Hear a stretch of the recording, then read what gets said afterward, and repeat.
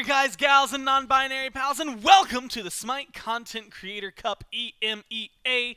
It is LAN Qualifier weekend, and a lot is on the line. My name is Gormizer. Joining me, real close by, in the little mini desk, it's Trelly, as we hang out for the first one here.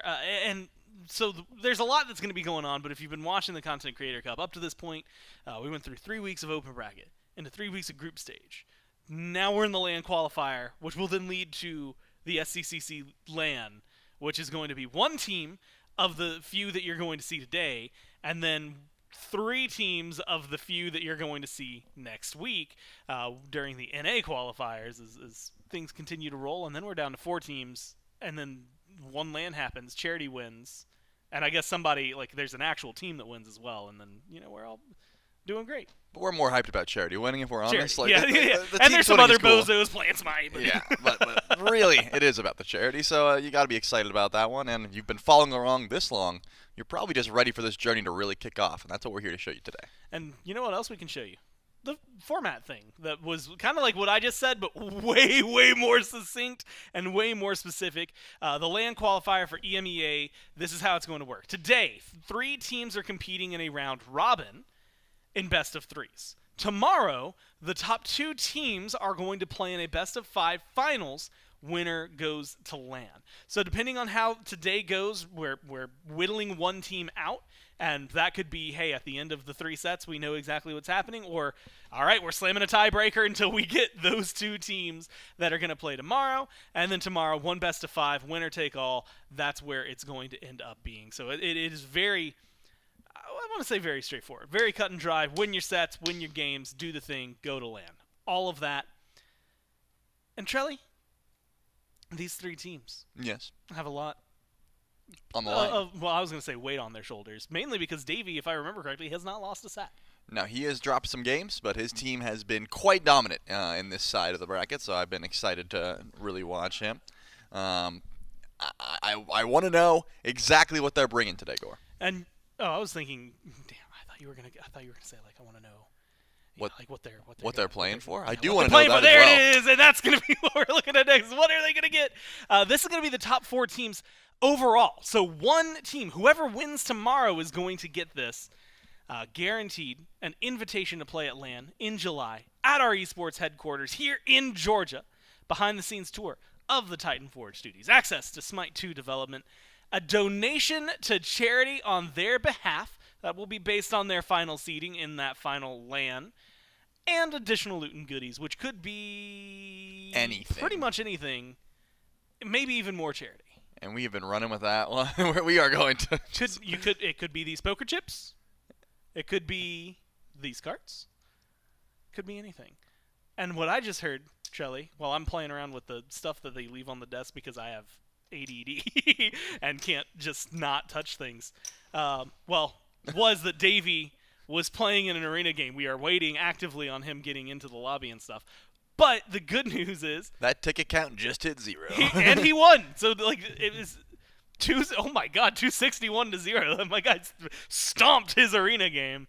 That's a great warm up, probably. Yeah, have you seen it's good for the mental? Yeah, it's like in what's that movie, The Longest Yard, where they play a game versus the convicts because they want to just get a really easy game to just, get ready for your matchup. That's kind of like this. You just go into an arena game, stomp them, and then you get mentally prepared for the SCCC. I can't remember the last time I thought.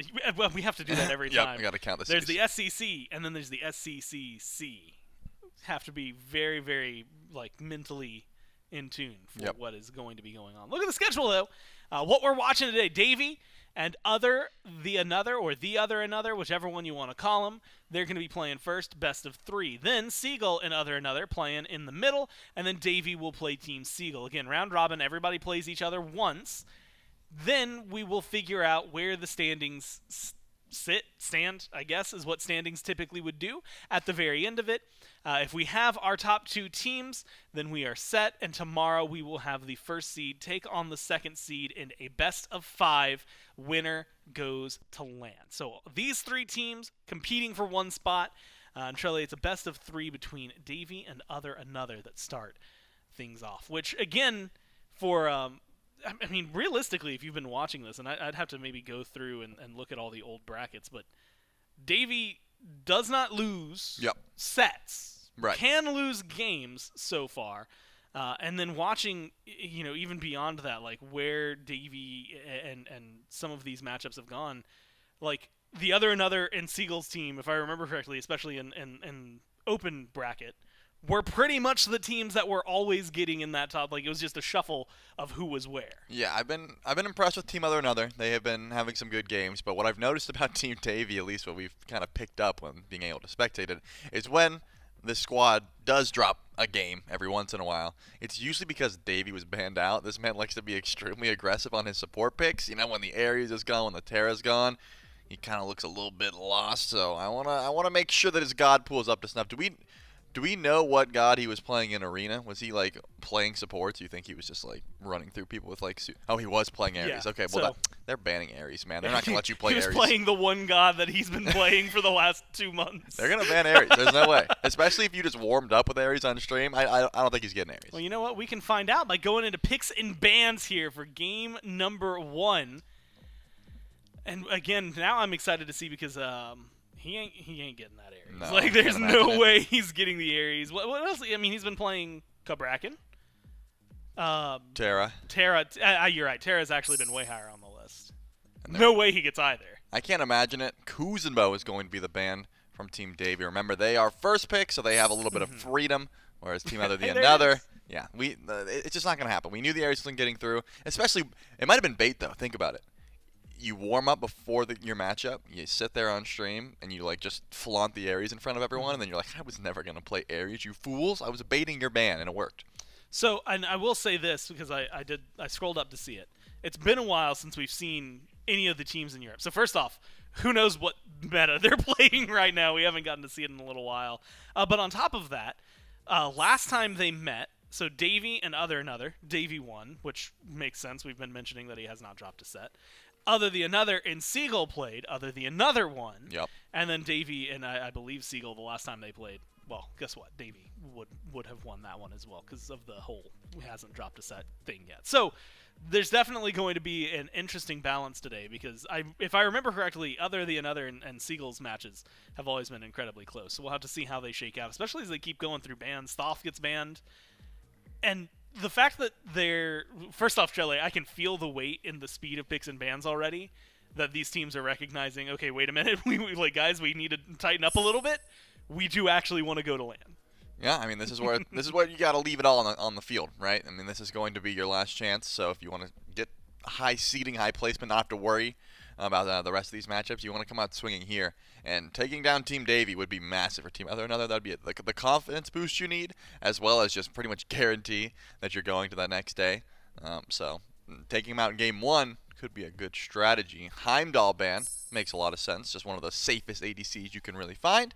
And it's going to be the Bologna ban from Team Davey. Looks like they want to focus out a bit of that solo lane as well. I've been liking Bologna a bit, but I don't know. I don't think she's the end-all, be-all solo laner anymore. There's a lot of sigil users that I think can be more impactful. But if you don't want to just get ran through with some auto attacks, Bologna's pretty smart. Go for Cthulhu first pick, which, Chelly, it is not uncommon. We've been in metas where Cthulhu has been the number one.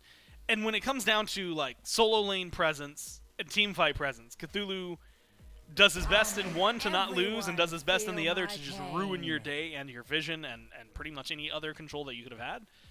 But would you have expected him to be up at the very top, especially followed by like a Medusa? Yeah, I mean, Cthulhu is not at the top of the game anymore. He's still great, of course, but not what I would have expected. The Medusa, however, has been in just about every ranked game that I've played in the past couple of weeks. It just seems like she's very strong at the moment. You just go Bluestone and then like auto attack damage. It's not the full ability based Medusa. It's just like you want Medusa for the early clear, and then you can still shred late game. So very popular pick. I was wondering if it was going to come through here, and it seems like it is something that Team OtherTheAnother values. What do they answer back with though? Like maybe Team Davey bans away the Bologna because they don't want Cthulhu getting just kid and shredded later on in the game. Yeah. I wonder, Mulan is going to be the option on the other end of the spectrum, but still one of the top tier solo laners, like the sigil pickup I was telling you about.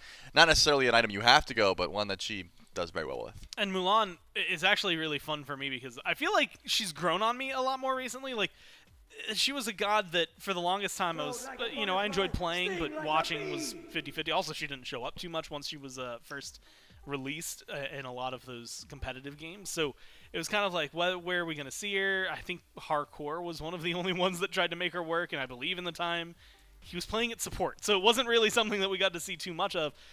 But realistically, if you watched yesterday's, I'm going to call it J-Mac Purdy, where he trivia quizzed us on tooltips, you learned a little bit more about Mulan. And if you didn't watch that, then you should go to youtube.com/SmitePro sometime in the next week, and it'll be up for you to watch.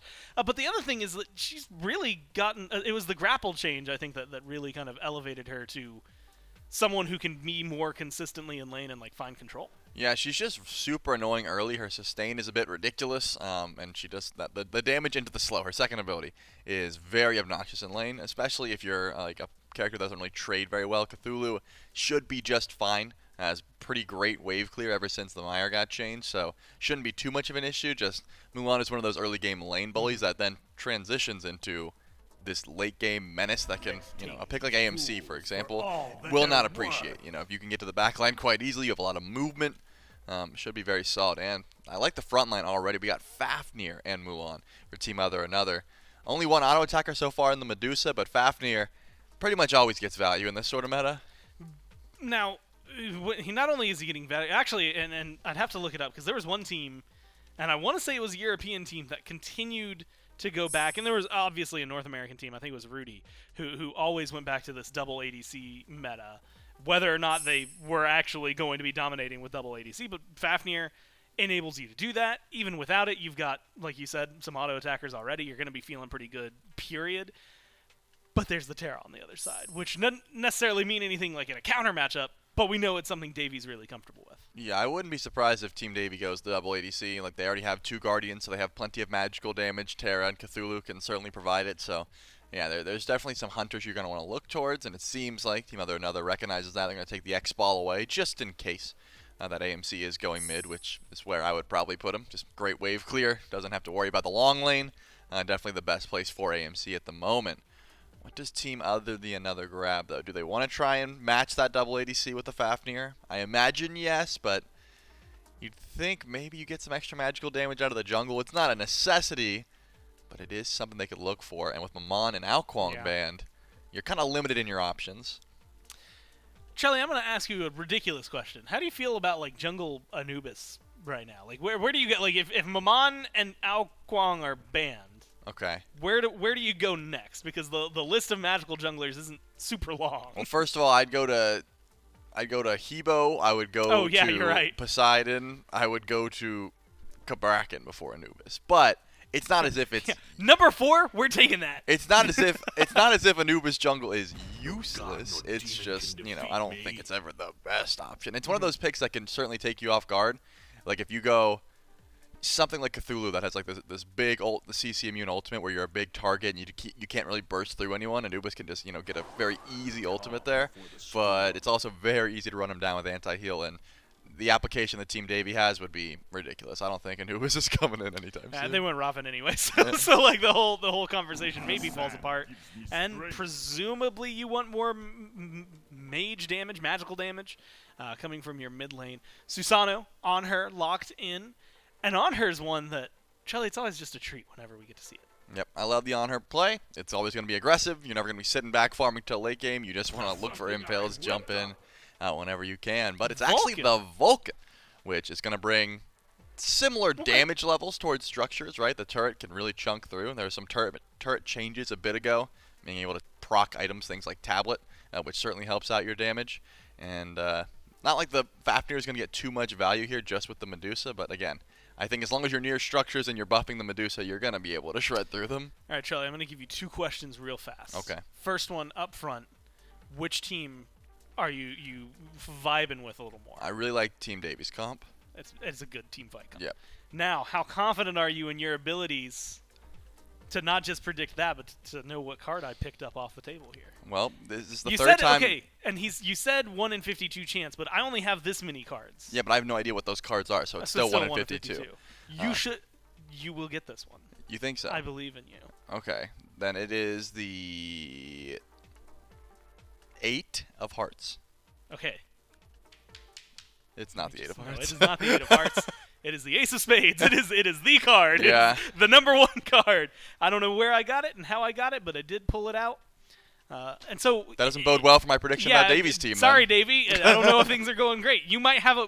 Luckily for Davey, he's got a 1 in 2 chance. You either win or you lose. It's not 1 in 52, where you have to guess 13 different numerical, I guess alphanumerical things, and then 4 different suites. You're just like, do you win or not?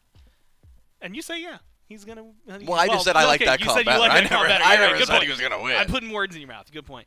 I want to ask you about the Vulcan though, because the burst, for a long time, and this has been a really interesting dynamic that SMITE has had for ages, where sometimes it's, okay, we've got the carries, right? You've got AMC and On Her. Right. Put those together. We can shred Fire Giant, pretty easily, put the 2 of us in there, and we're going to burn it down.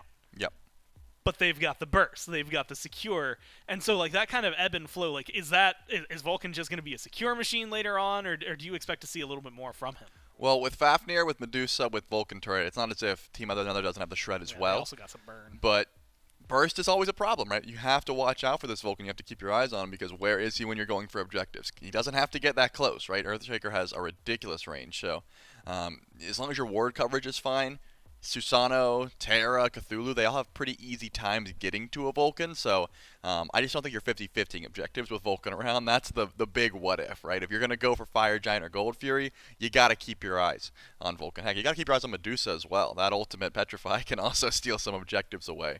But yeah, both of these teams seem like they drafted for team fight, but Team OtherTheAnother has a bit more of that objective control. I'm just excited and really seeing the solo lane matchup. I think because of the players involved, but then also because it's been a while since I've seen Cthulhu go up against pretty much anybody. I mean, it feels like, again, like you said, he's a god that is very solid. He's a god that can get the job done and keep himself going. So up against Mulan.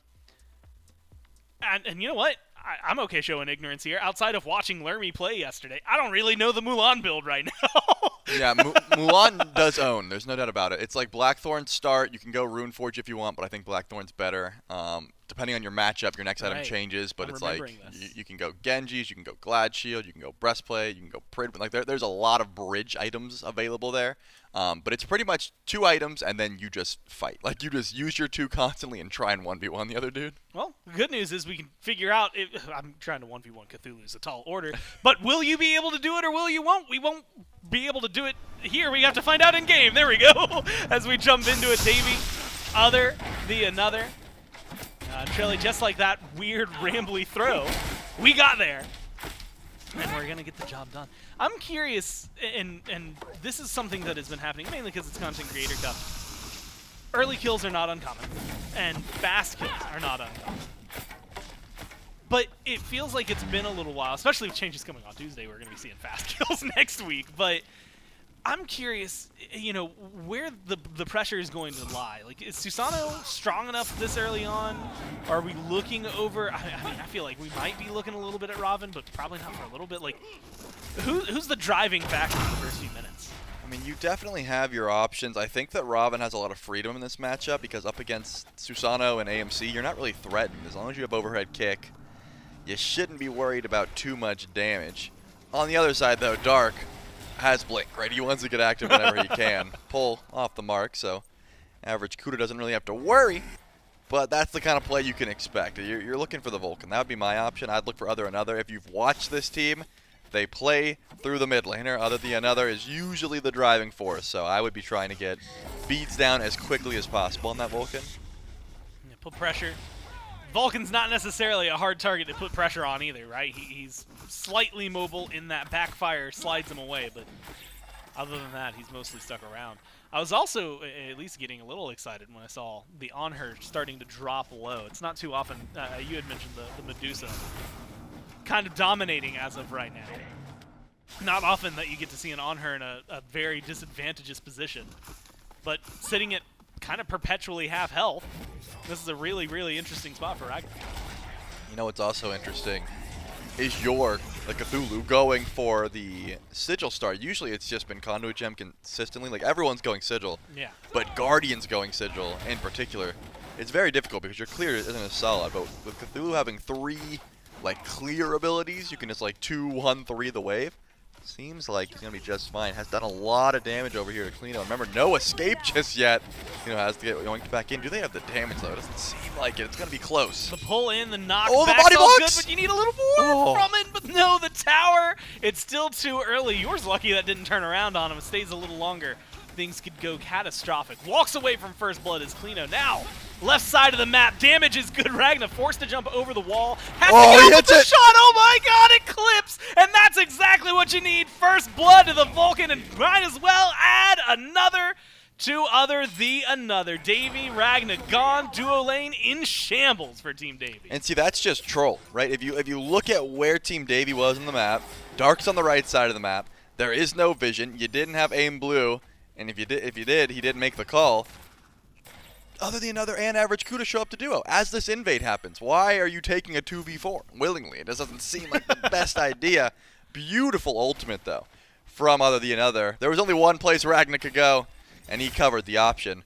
2 kills starting this one off, and that should have been a first blood on the Klino. It was close. The body blocks from Yor were very crisp, but not enough, and now because of that, you lose your invade potential over on left. You lose first blood. And now you have a fed Vulcan to worry about. Yeah, you're already sitting in an awkward spot, and like you said, they played through OtherTheAnother. So they play through mid, now he's got 2 kills. On top of that, this Medusa's in a better spot. So realistically, maybe things slow down. Of course, I say that, and Davy's pushed up against the tower line anyway, because I don't think Davy has any regard for his own life in Smite. Doesn't have an S key either. I've seen his keyboard. He doesn't have one. That kind of tracks. You know what? Given like what we've seen from Davy over the SCCC, yeah, that makes sense. And honestly, Charlie, especially when he's playing something like the Terra, you don't need the S key too often, right? Like, I mean, Terra is someone you can play aggressively and usually get away with it. I mean, she has so much safety, so much sustain. You got your healing, you've so got much double dash, healing, you got your CC. Yeah, you can be constantly going in. I mentioned that Blackthorn hammer. Klino hasn't been able to pick it up yet, but Dark and Aim Blue going for it. Remember, this is nerfed Blackthorn hammer, which still strong, don't get me wrong, but not quite as powerful as it once was. Yeah. Doesn't matter, though. AMC wants to be a little bit tankier. Susano, I mean, I got the same thing, right? Wants to be a little bit tankier, wants to do good damage, so gonna be hard to find a kill on the Aim Blue anytime soon. I did say getting his beats down would be a priority, but hey, Average Kuda said, we have 2-0 Vulcan. I'm not in any hurry to get active. And that seems to be the case all around. Like, Davy is actively looking for a fight, and they might have it now. Medusa goes for the ult. There's a blink forward. Body blocks are good. The lockdown is there. You just need a little more damage. One more hit, and you're going to get the kill. First one on the board for Team iDavy, and it's Dark that picks it up. Yeah, but the rotation comes in. Average Kuda's on the way. It's got to be Dark. Has to be the target. Do you have anything? No, CC connects. But OtherTheAnother's here. Another ultimate, maybe.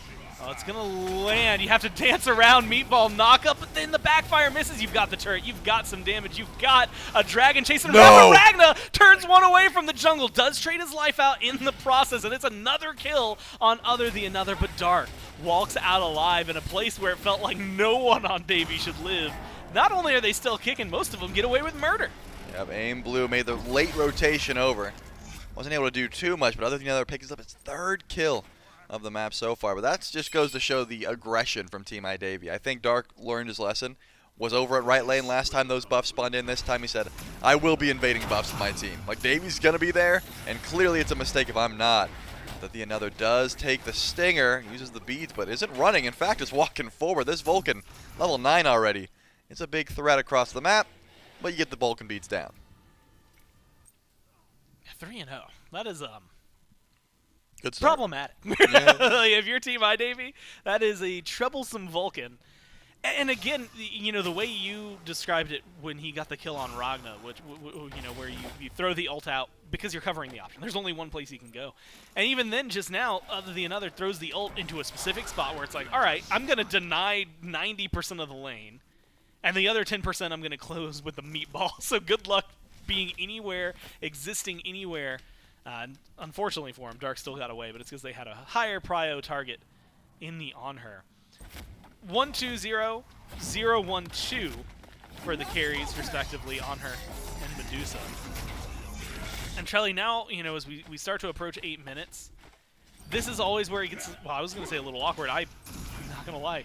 Forgot about the Bull Demon King, which creates a really, really good thing to fight over here. And Davey, who is showing presence, might be in a little bit of a bad spot. Good ult from OtherTheAnother. And it gets Davey low. Not a lot of follow-up to chase down the Terra, though. You know, something that I have not seen yet has been this Curse Weaver pick up from Yor. And whenever I do see it, it's not the first item. OtherTheAnother, I feel like he can't die here in a 1v1, but it would be close, I suppose. And yeah, I was right. No beads available, no problem. Darkwind Blackthorn Hammer. If that's a Jotuns and like a tier 1 hi-rez, you have a much better chance. But regardless, not going to be able to find the kill. And OtherTheAnother gets to live to see another day. But yeah, Yor going the new Curse Weaver proc. I mean, that is an item that you usually pick up late game. It does more based on how much HP you have. And just going at first item, I mean, hey, when Cthulhu ults, you're going to get some value from it, but not something I expected to be the first item in the build. I'm curious to see exactly how much value Yor gets from this. If I saw that right, looks like that went over to Team OtherTheAnother for the Bull Demon King. Now Aim Blue needs a little bit of help. 3v2 in mid, and you're taking a lot of damage on this AMC. Gone! And that is one of the downsides when you're playing the B. You just do not move super fast. And Team OtherTheAnother not only in the lead, but controlling this kill, controlling the gold, and now looking for the Gold Fury beyond that. And I don't know that there's going to be a retaliation from Davey. On her in left, Terra in mid, everybody else on the right side of the map. It's a free Gold Fury. OtherTheAnother pushes themselves even further above, about 2,000 gold. Yep, great call. They recognize they won the fight. They recognize they had some space to go for it. And again, Vulcan Turret and Medusa, they will be able to get these objectives very quickly, especially thanks to the Fafnir cores. They just have a ton of damage. And that all started from an attempt on OtherTheAnother's life. But again, if you're going Blackthorn Hammer, you are missing out on a bit of damage. You're going to be tankier for sure, but you need a bit of that flat pen to really be able to shred through these squishier targets. OtherTheAnother already going into what I believe is Charon's Coin. That's usually the build I see from this mid laner. Things like Soul Gem also come through. Like it was Tablet for a while, and now I think the meta has shifted a bit to just try and go that traditional like Soul Reaver, Conduit Gem start. But this is Sands of Time, so we might see a spam build coming here from OtherTheAnother, and it's been working so far. Those ults have been on point. And honestly, Vulcan ult, the scaling and width of it, like if you're hitting them on point, and like you said, being able to get it a little more often, like throw them out there. I'm loving what OtherTheAnother has been providing and what the team's been providing. The problem is Trelly, and this is something that maybe we should really address in like 6 minutes, but I'm gonna lay the seeds at least now, plant the seeds now, which is I really like Team Davies late game team fight. Right. And if you don't have a pretty big lead, which ults like that will help you get to a pretty big lead, it could cause some trouble for you. Transformation coming out from Infrared UK. Now jump in. Burst down is there. Dark just deleted off the map. That is how you get to that lead you need. Now Davey locked down. Enough damage to follow up. So close. So low. But he's not gonna go down, not yet. Now you've got Cthulhu joining the mix, joining in a little bit late. You have no on her coming in, and you're all low health bar. It's a 4v3, and the 4 are absolutely winning the numbers game right now. The tower helps out a little bit, balances things out while you're in the ult, causes some disruption. But the only kills that come out are on Team OtherTheAnother. They take down Dark on Davey, put themselves up 5-2. A little bit of a 1v1 opportunity over and left. I wanted to see a leap in. I wanted to see Ragna go for it, but it looks like just fine grabbing the beads off of Lodris. Yeah, look at this build, though. My goodness, see you later, Ragna. I just wanted to highlight it. Yeah, look at the difference. Soul Eater and Blackthorn Hammer. That is the Medusa build, who just absolutely owned in the 1v1. Turns out, just being tankier is going to be more valuable early on. Don't get me wrong, Ragna will just shred harder late game, but seems like the snowball has already started rolling, Gore. 6-2 for Team OtherTheAnother. Gold Fury already down.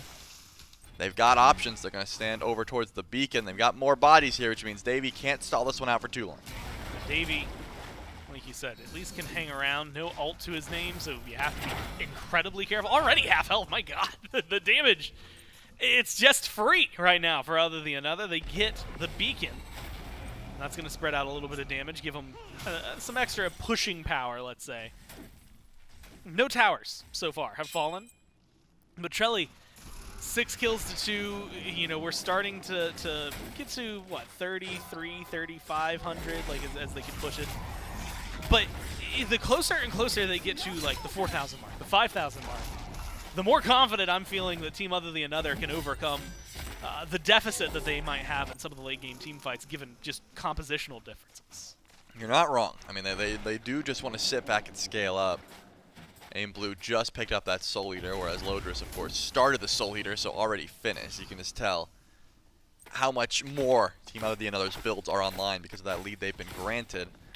I've been impressed, though, with average CUDA on this Robin. Not necessarily making the start the fight plays, but, you know, counter-engaging, always being in the right place at the right time to help out his team. That's the kind of thing you want from your jungler. But look at this grouping towards the Primal Fury. Remember, at any moment, we get to see the Vulcan turret drop, ult come through, Fafnir Dragon, and that objective is gone. And Team Davy recognizes that. They're already trying to get their vision down. Well, good news. Vulcan ult's down. Yep. So some of the burst disappears and at least gives you a little control there. Bad news, it comes almost at the cost of the mid-tier 1. They're not going to go for that, though. Instead, turn their attention towards the Pyromancer. It's going to be a 1-for-1 trade, it looks like. Primal Fury being contested just by Medusa. Pyro being contested, but not successfully by Aim Blue. And it will go 1-for-1. Davy with the Primal. Pyro to OtherTheAnother, so a little bit of a gold wash there. This tier 1 in mid, though, being as low as it is, means it should be a small victory for Team OtherTheAnother, as well as a massive map control victory. The fight starts up, 3v3, ult forced out from average CUDA. Transformation from Infrared UK keeps him locked in place, might actually help out the DPS here. The Stinger slows him down a little bit, but the leaps are too strong, and he's going to be able to disengage. Now you've got Lodris coming in from the side. And the pressure what are you is looking there at? Yeah, you're staring at him, Davy. Stunned out, burst down, ult from the backline. OtherTheAnother, they combo everything they need, and they get another kill. My goodness, man. Lodris, that was the most obvious Medusa ult I've ever seen. It wasn't hidden. It wasn't behind a wall. Bro just sent it out, and Davy got caught staring. Darkest nearby. There's some low health bars here, but looks like trying to go in for the kill is the call. Who cares about the steal? Doesn't hit the pull, though. No way he goes in. But Kalino had the grapple just in case. Dark didn't have beads. I think that's the reason. If you have beads, maybe you try and get active there, but it would have been a risky call. So remember, Pyromancer down to Team OtherTheAnother. Primal Fury down to Team iDavy. But then the tier 1 tower and the fight after the fact still in favor of Team OtherTheAnother. I mean, they haven't had a kill in quite some time. 7-2 now. Remember, it was just 6-2. Team Davy's got some low health bars, but they haven't been able to confirm these kills. I'm really excited to see the continuation of these fights, though, because that one, I think, was a good example of Team Davy can get a lot done. They just, right now, are fighting into a 3,000 gold lead that is going to cause them a little bit of trouble. And that is, again, maybe a little frightening, but Team OtherTheAnother, the way they rallied around each other, admittedly, if you're going to hit your ults like that, you don't really need the gold lead. It's going to be free for you anyway. Now, though, maybe looking for a free kill, or at least trying to find one. Beads Aegis used by the Vulcan. Just absolutely pincered against the wall, but it does not matter. The On Her gets burned down by the rotation from OtherTheAnother. Now you got Lodris on the way as well. Dark joins the fray, but there's not a lot going for Team iDavy or iDavy himself. And again, the dual lane is what collapses here for the blue team. Yeah, OtherTheAnother played that so well. They swapped lanes, said, hey, there's 2 beacon or bastions up, and I've got Vulcan turrets, so I'm going to go grab those. Immediately, Ragnar says, hey, it's a 1v2, I'm jumping in. Turns out, never a 1v2, and now, whole squad teleporting. Man, I thought it was going to be Fire Giant, but it looks like Cthulhu may be the target. Should be fine for the moment, but the Sprout comes in. They just want to chase him down. My God, yeah, with that kind of burst, you're going to be able to do it. I thought we were in for a long haul, but no. Not only do they get the kill, they get the tower. Now, like you said, Fire Giant's wide open, and what are you going to do? There's a 4v5. Infrared UK is backing, though. It looks like Team OtherTheAnother. They would have jumped on it if they wanted the Fire Giant at this point. So they're playing it slow, stripping the jungle. Maybe looking for more of a fight afterward. Dark comes up to contest the blue buff. Small damage trade, and it's not going well for the Susano. Has to use his mobility. And he's going to use that to disengage, try to get away from this average Kuda and the Robin play that, like you said, it's 2-1 and 7, but that 7 is a pretty massive heavy lifting. Always the bridesmaid, never the bride, but he is getting work done every single fight. Yeah, certainly is. I think that the reason that Yor just got absolutely blown up there by OtherTheAnother, besides the 702 stat line, is this build that he's opted to go for. Davey stunned, luckily just out of range of the turret, otherwise would definitely fall down here. Doesn't quite. Did he walk into the turret? He I mean, dashed, the ult. He dashed toward the ult. He dashed into the ult. I was going to say, should be fine. Yeah. But to break the monolith, sometimes you must dash into the Earthshaker. I think that was Confucius who once said that. And unfortunately for Davey, his pinky toe was in it and ended up just getting just exploded. Well, Shelly, things are getting a little out of hand for Team iDavy. 11-2, so 9 kill lead for Team OtherTheAnother. Now approaching 6,000 gold. No Fire Giant just yet, but Pyromancer's on the board. You can still have plenty of options if you're Team OtherTheAnother. And these Vulcan ults, I mean, I know we just saw it, but guess what? It's almost up again. And therefore, we have plenty of opportunity for more team fights. We have plenty of opportunity pretty much for more whatever OtherTheAnother's team wants to do and try to accomplish. Only tower that OtherTheAnother have lost is their dual lane tier 1. Meanwhile, all tier 1's down on the side of ID. So the map state, not favorable. The gold state, not favorable. The kill state, not favorable. While we mentioned it, iDavy not lost a set, has lost some games. I'm really curious how they're going to adapt. Oh, here we go. Especially now that we've got the burn online and ready for OtherTheAnother. Fire Giant being snuck at the moment. Team Davey doesn't quite know this is happening notices. just yet. Yours Davey's nearby. gotta see it now. Oh, it's up to Davey, and I don't know if he's going to make it here in time. It seems like Fire Giant just dropped. Wow. I mean, that's how quickly they can do it. Where do they go next, though? Teleport to stop the tier 2 split push. I like that call. You still have Pyromancer. Looks like tier 2 on right. Maybe the target. Team OtherTheAnother, they are not trying to leave any gold on the map. Now, if I'm being honest, Shelly, I kind of expected a lot more around that Fire Giant than there was. I thought, okay, they're starting it up. There's going to be a fight. Davey's going to notice. Like you said, though, they kind of meander over slowly. They respond as fast as they can, but they don't have a lot going for them. Maybe the option was, you know what? It's 19 minutes. We don't need to take this massive fight just yet and potentially fall further behind. Let's try to hold him at bay. Unfortunately, holding him at bay means Fire Giant, tier 2, and now Pyromancer for Team OtherTheAnother. And pushing themselves up even closer now to, you know, approaching, what, 8K, 9K in the lead department. And that's when we really get to see, I mean, we're starting to talk about tier 3s over tier 1s over maybe full items, what iDavy is able to afford. So it is a massive, massive pickup for them. And with this tier 2 on left that they're going to pick up, they can start knocking the door. There's on no one Phoenix, here. and no one's here to defend. All of Davey caught backing just now. You've got the burn. You've got a pyro. You drop the bomb. You burn. Where's Davey? As well, I've never seen a less tanky Terra. Now you just got to clean up what's left. Double kill for OtherTheAnother. Everyone in shambles as the blue team scrambles back to the base. They're going to stay alive this time. Surely around. they're not going for the end. Commit. Staying and dancing. Okay. They are pretty low, and you're right. They're going to fall back. They get the bird. They get more than what they really wanted. And they get to walk away happy. And again, gold lining their pockets, almost weighing them down. Yeah, I saw the Fafnir transformation, and I'm like, there's no way you're just about to go for the end call here. Just still too early. They're able to back up using that Fafnir ultimate just to deter Team Davey. But yeah, definitely caught napping. 2 runic bombs. The Fafnir transformation was available. They didn't even need it. Left side bird already falling down. 13-2. This Vulcan needs to fall if Team Davey wants to find any success in this game. 10-0-2 for OtherTheAnother. And there has been attempts at his life. None successful so far. It's pretty much just been Dark going in, doesn't have enough damage, gets out-traded immediately, and has to turn tail and run. Not an easy time to try and be anyone near OtherTheAnother right now. Yeah, the closest we got, you know, was, what, dual lane like 10 minutes ago? Yep. OtherTheAnother had to use both relics. Oh. This time around gets away with only using the bead, still has the Aegis. 10-0-2. 12 of 13 affected kills. 11 of 13 there for average Kuda. Some of them just getting burst down before either can get involved.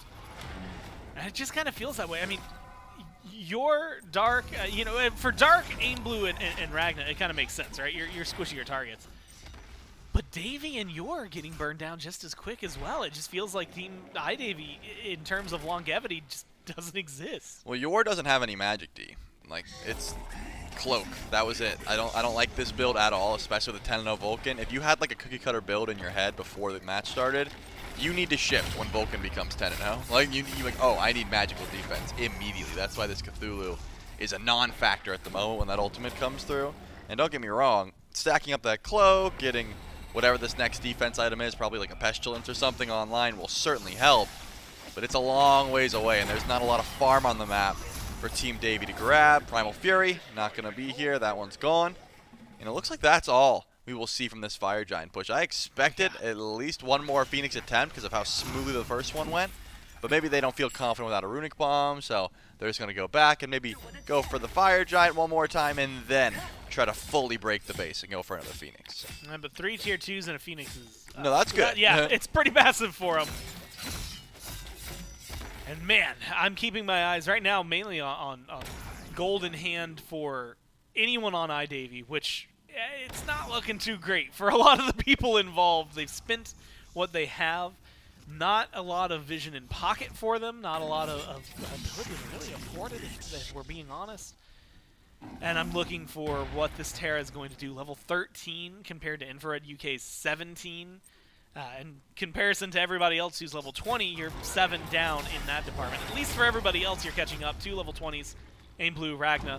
Dark and Yor just 1 level away and farming up as they can. But this Fire Giant coming in. Trelly, good news is it's not enhanced. Bad news is I'm struggling to find other good news than that. Yeah, good news is it's not enhanced. Bad news is I don't think Team Davy can step up and try and steal it. Like, maybe you send Dark in to throw a Typhoon out, but that is your only real option. Already, you can see the Team OtherTheAnother is poised around the objective. Carries aren't quite here yet, so we're not going to see a pull.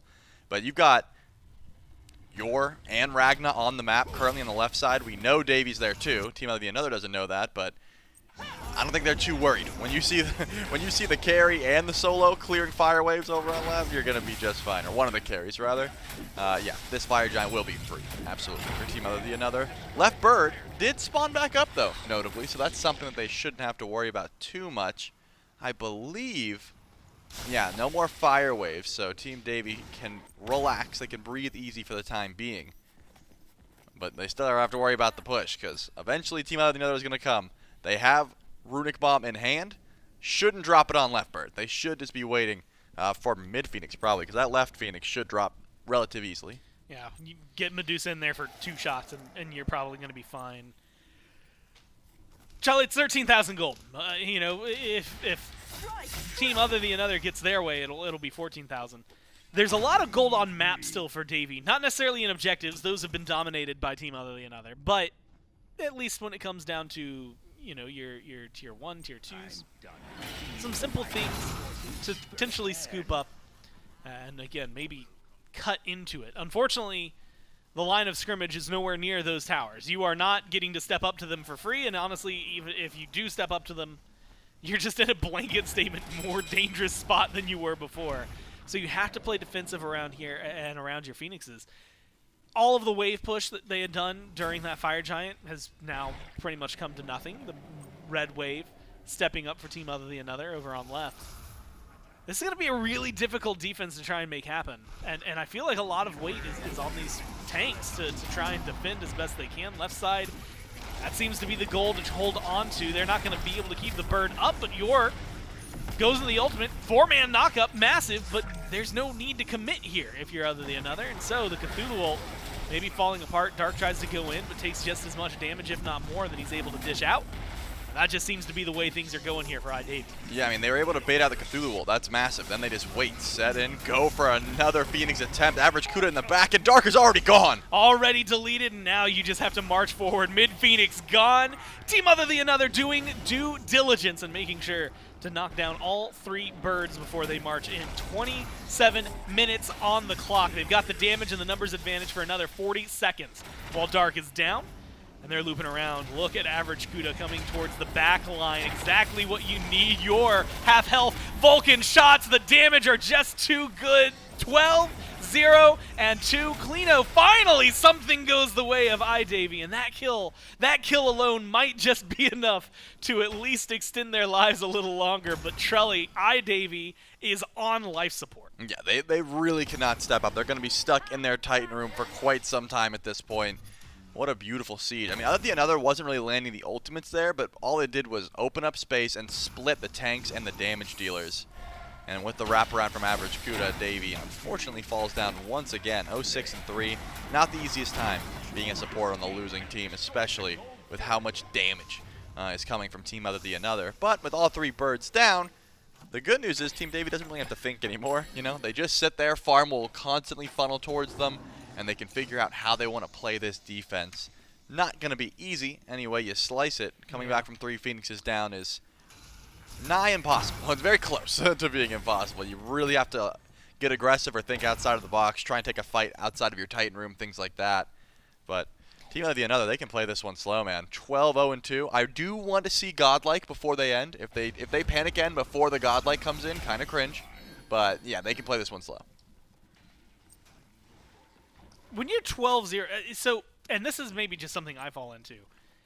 If I'm OtherTheAnother, I'm starting to make riskier plays because I feel like I'm invincible, right? Because, like, you're 12-0-2. It's been almost 30 full minutes, and they haven't been able to kill you once. Like, you're feeling really, really good about it.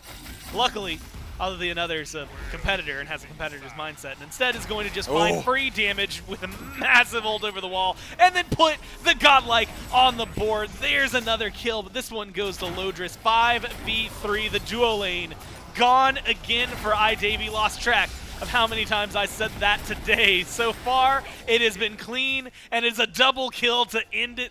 14-0-3. Team OtherTheAnother with just pure dominance. And what did I say before this game started? I said, you got to focus OtherTheAnother. He's usually the one they play through, the one that they really rely on to do consistent damage.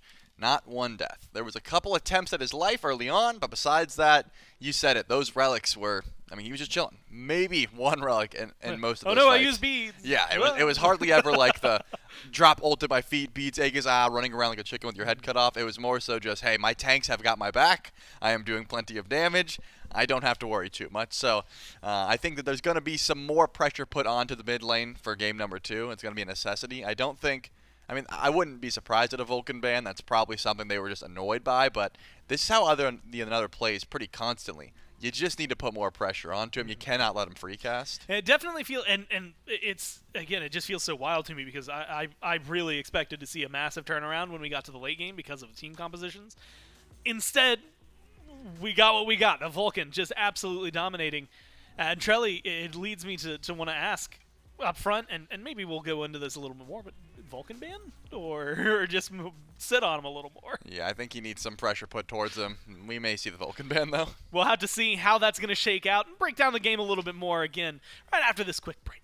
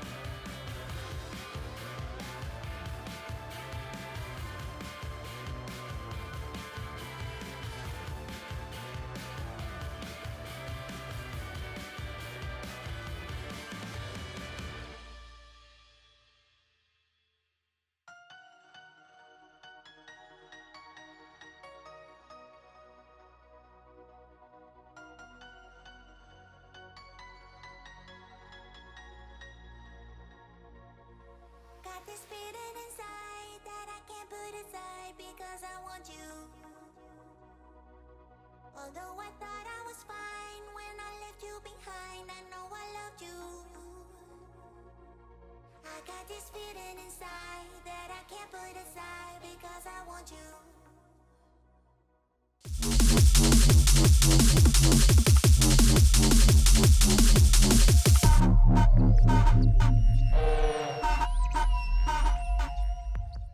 Welcome back, everyone, to the SMITE Content Creator Cup EMEA iDavy versus Team OtherTheAnother. Game 1. Trelly pretty resoundingly in favor of Team iDavy. Or not Team I was iDavy, gonna say Team no. OtherTheAnother. No, it the wasn't. opposite. iDavy was caught out constantly. It felt like the duo lane in shambles. Solo lane didn't get as tanky as we wanted to see. It was Vulcan. That's the one I was thinking of. The one that I literally couldn't take my eyes off of.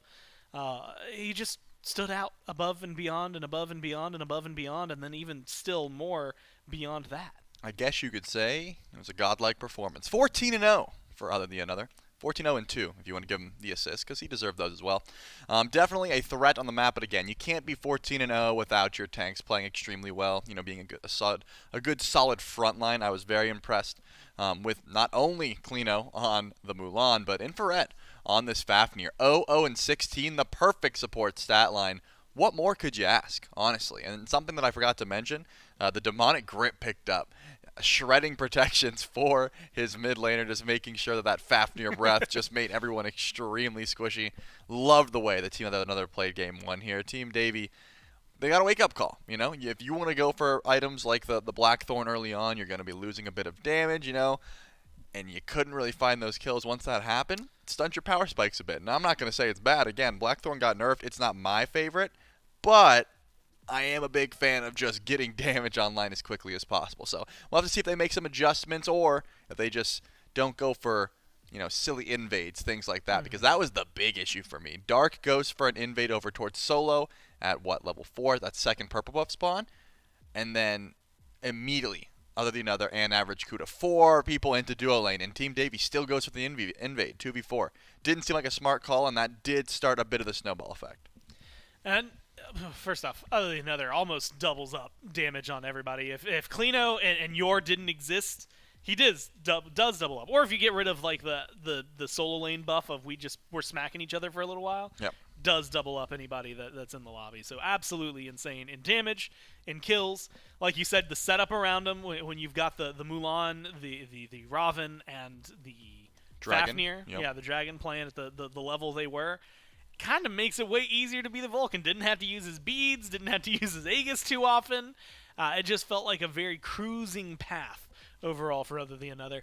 And something I don't expect to happen 2 games in a row. I don't think Davy's team will opt into more like those risky plays and let it get that out of hand twice in a row. Now, could still lose, but I don't think it'll be that big of a difference. Right. This would have to be a much higher pressure comp from Team Davy. More dive, I think, would be the question mark there. Because, again, you have double ADC, AMC on her. They have decent shred late game, but you have to get to that point. And if you get to that point, you need, you know, the front line. You need who's going to be diving and sort of stalling Team OtherTheAnother.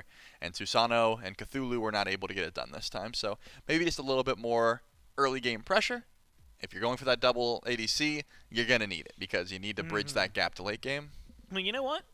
We can find out what they're going to go for. So we got picks and bans for game number 2 right here, ready for you at home. And I guess for us here as well, because I don't know what they're going for, and I need to see it just as much as they do. Are you as ready as the people at home watching? Are you more ready? Or are you less ready? I'm going to say less ready. I don't know. I think I'm less ready. Okay, I don't well- know what to expect. Well, what can I do to get you more ready? Can I tell you that I don't Team have an answer Davy for that. might try and switch up their ban strategy? Would that be enough? Yeah, that would be enough. Now I feel more ready. All right, well, I feel more prepared. I might be more prepared than those at home now. my goodness. They didn't change it up though. That's a Kuzenbo. Well, they didn't change it up yet, Yet. but just wait. There's 2 other bans to go. I couldn't imagine. Again, I do think the Vulcan had a fantastic performance, but I don't think that Vulcan itself is the issue. It was more so how Vulcan was let to play. So I wouldn't be surprised if we didn't see a Vulcan ban, and I don't think Team Davies first picks it because of it. I think it's more so what you draft around it. Ares so far is still available. Team OtherTheAnother could just ban it in the last slot. That's what they did. I mean, opposite bans, but still, that's what they did last time. So we'll see if they go in the same order. But Team Davy still going with the Kuzumbo and the Thoth. I get that. Thoth is an absolute menace. There is a reason that he is not getting through. Will the switch up occur, though? What does Davy want? Gore. Are you ready? Yeah, I was like, I just realized because like we've got the poker chips right here, right? Yeah. For those of you who missed it, there's going to be a SMITE 2 LAN in the HyperX Arena, Las Vegas. Yeah. And I was just realizing as I looked down, I don't know a lot of poker puns that would be very convenient to drop during cat. Like I know like all your cards are on the table. You gotta know when to hold them. You gotta know when to fold them. Yeah, that one. You gotta know when to walk away and know when to run. At least those four. Those are 4 things. Trelly's got those on lock. It is the Ares ban. The Fafnir ban, though, as opposed to, well, last time it was, Bologna? So, like, it kind of makes sense that was a throwaway ban for sure. To really change things up Yep. and limit maybe some of that CC. Medusa. And the Medusa, you had mentioned really liking Medusa lately.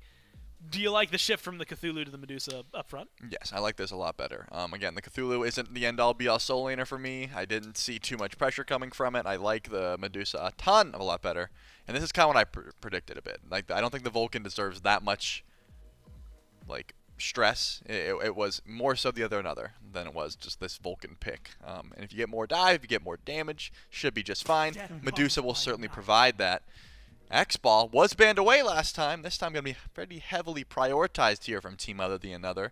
Question is, do you go for your jungler early on? Are you trying to grab a support pick before, Davy gets a chance? What do you want to try and pair with this duo lane option? I wouldn't be surprised if we saw the Terra once again, this time over for Team OtherTheAnother, because again, I haven't seen Davy play too much at that same level as the Ares and the Terra. Those are really his 1-2 punch. And I think the third, if I'm remembering, the third on that list was the Fafnir, right? Like, it was like, okay, yeah, you go to that, which admittedly, like, depending, going back to it for a lot of you who are maybe tuning in for the first time or haven't been hanging out with us the entire time of the SCCC, the people who have played in SCC or SPL, any of the former pros, cannot play their role. And so if you're playing off role, like those 3 supports are pretty straightforward. Most of the other ones, you kind of have to get a little deeper into the nitty gritty. But we get the change up. We get the transition that maybe you would wanted to see, that Bologna that was banned this time locked in, and Mamont, who was also banned this time locked in. I'm a Mulan hater, not because she is bad, but because she is good. I hate facing Mulan. Man, is she ridiculous amounts of DPS. The safety that is provided can be very annoying to deal with. Remember, this was banned away last time, but not really because of Mulan. It was more so because there was a lot of physicals being drafted, and we all assumed some magical junglers may be coming out. But it's going to be the Khepri for Team OtherTheAnother. The Khepri play style is a complete night and day shift from what we just witnessed, which was pretty much all-out aggression from Team OtherTheAnother. Don't get me wrong, Khepri's always solid, especially if there's a lot of burst coming from Team Davy, which I guess Medusa can provide. Mamon is more of like tick damage into burst, but still the ult will be just fine. Definitely a switch up though, a change of pace that I did not expect. I wanted to see a little bit more aggression maybe from the duo lane, but Khepri and X-Ball, I mean, they're not going to be trying to get too active early on. Very irritating pick to play against because, hey, that guy that you just thought you got a kill on, haha, no you didn't. But like you said, like he's so different. It's so, I don't even want to describe it as passive. It is just a more, less frontliney, more supporty, right? Yep. And that's kind of the transition, right? Being a true support, making sure, hey, you've got your damage reduction. Hey, I pulled them in. Hey, I'm rezzing you. All that fun stuff. I'm shredding prots. I'm doing the job that I can do to make your life better. And admittedly, towards the end there, at least with itemization, like you'd mentioned the demonic grip, there wasn't a whole lot of magical protection on the other side, but any that existed was gone because of that. So shredding prots, something that Infrared UK does incredibly well, and something I expect to see here. Sobek, Terra get banned out. So limiting even further what Davy's options are. Vulcan and the Raven banned out, so forcing some change on Team OtherTheAnother. Yeah, I really like this Camazot's pick, though. Definitely one of the strongest junglers / solo laners, throw in 2 roles if you'd like, available at the moment. Doesn't really care about that Blackthorn start. You get some extra damage on lane. Camazot's has so much safety already. So definitely a strong option there for Team OtherTheAnother, but Horus and Agni from Team Davy. I mean, I'm never going to be a Horus hater. The movement that he has, the mobility, the CC is always going to be solid. Not to mention, I'm not going to talk about the Horus anymore. What? We talked a lot about Horus. We don't need to mention him. Bro, Kronos in this day and age is insane. Like, don't get me wrong. If this game goes 30 plus, I'm voting Team OtherTheAnother the whole way. But you have to be so crisp with Kronos. Like, his abilities, it's so easy to get no value from Kronos. You know what I mean? Like, if you miss your stun, you're kind of just a sitting duck. You have to go back. And Horus, Mammon, Bellona, Agni, there's so much CC here. I do not like Kronos in this matchup. I don't like him in most matchups, I will say. But, I mean, hey, if OtherTheAnother is that confident, then, I mean, feed the hot hand. But I'm not a big fan. Now, in Europe, we've seen, like, and very specifically last year and years prior, we didn't really like it then either, but Zero's locked this in a lot in mid lane, and that is pretty much the only time that I can think I've seen a lot of this Kronos, especially going mid. And the thing is you know, Trelly, I like to do this math every now and then, because it's every 1.5 minutes, he gets a stack on his passive that goes up to 25 times. Yep. And there's definitely some number in there, which is just, 1.5 times 25. So, yeah, 37.5 minutes. You get the full passive finally online, which, for those of you who don't know, that's a long time to be playing a Smite game. It's not unheard of, but, like, if your average is, like, the 27 mark, you still got, 10 minutes where you're not even full power. Right. So, last game, OtherTheAnother was 14-0, and the game went to 29 minutes. So, you need 8 more minutes. And I guess that, I mean, if you're stalling out the game, that's certainly possible. You need to win less hard. Yeah. It's not as if you're playing to get that passive. It's always just like that secondary effect. But again, there was better picks available. This is a play style that Team OtherTheAnother is going for. They lost the Fafnir. They still wanted some objective pressure. They still wanted some, just auto attack structure damage. But I really do like the Osiris Camazotz dive. Now, that's annoying. Agni only gets one dash. Medusa can very easily get her dash blocked. And another thing about Mammon is the tether can be super annoying for her. Most of Mammon's nuance is hiding inside of you, like avoiding damage and CC, then jumping out. The tether kind of bypasses that. You just get yoinked out if you're on the tether. So that can be a pretty solid matchup as well.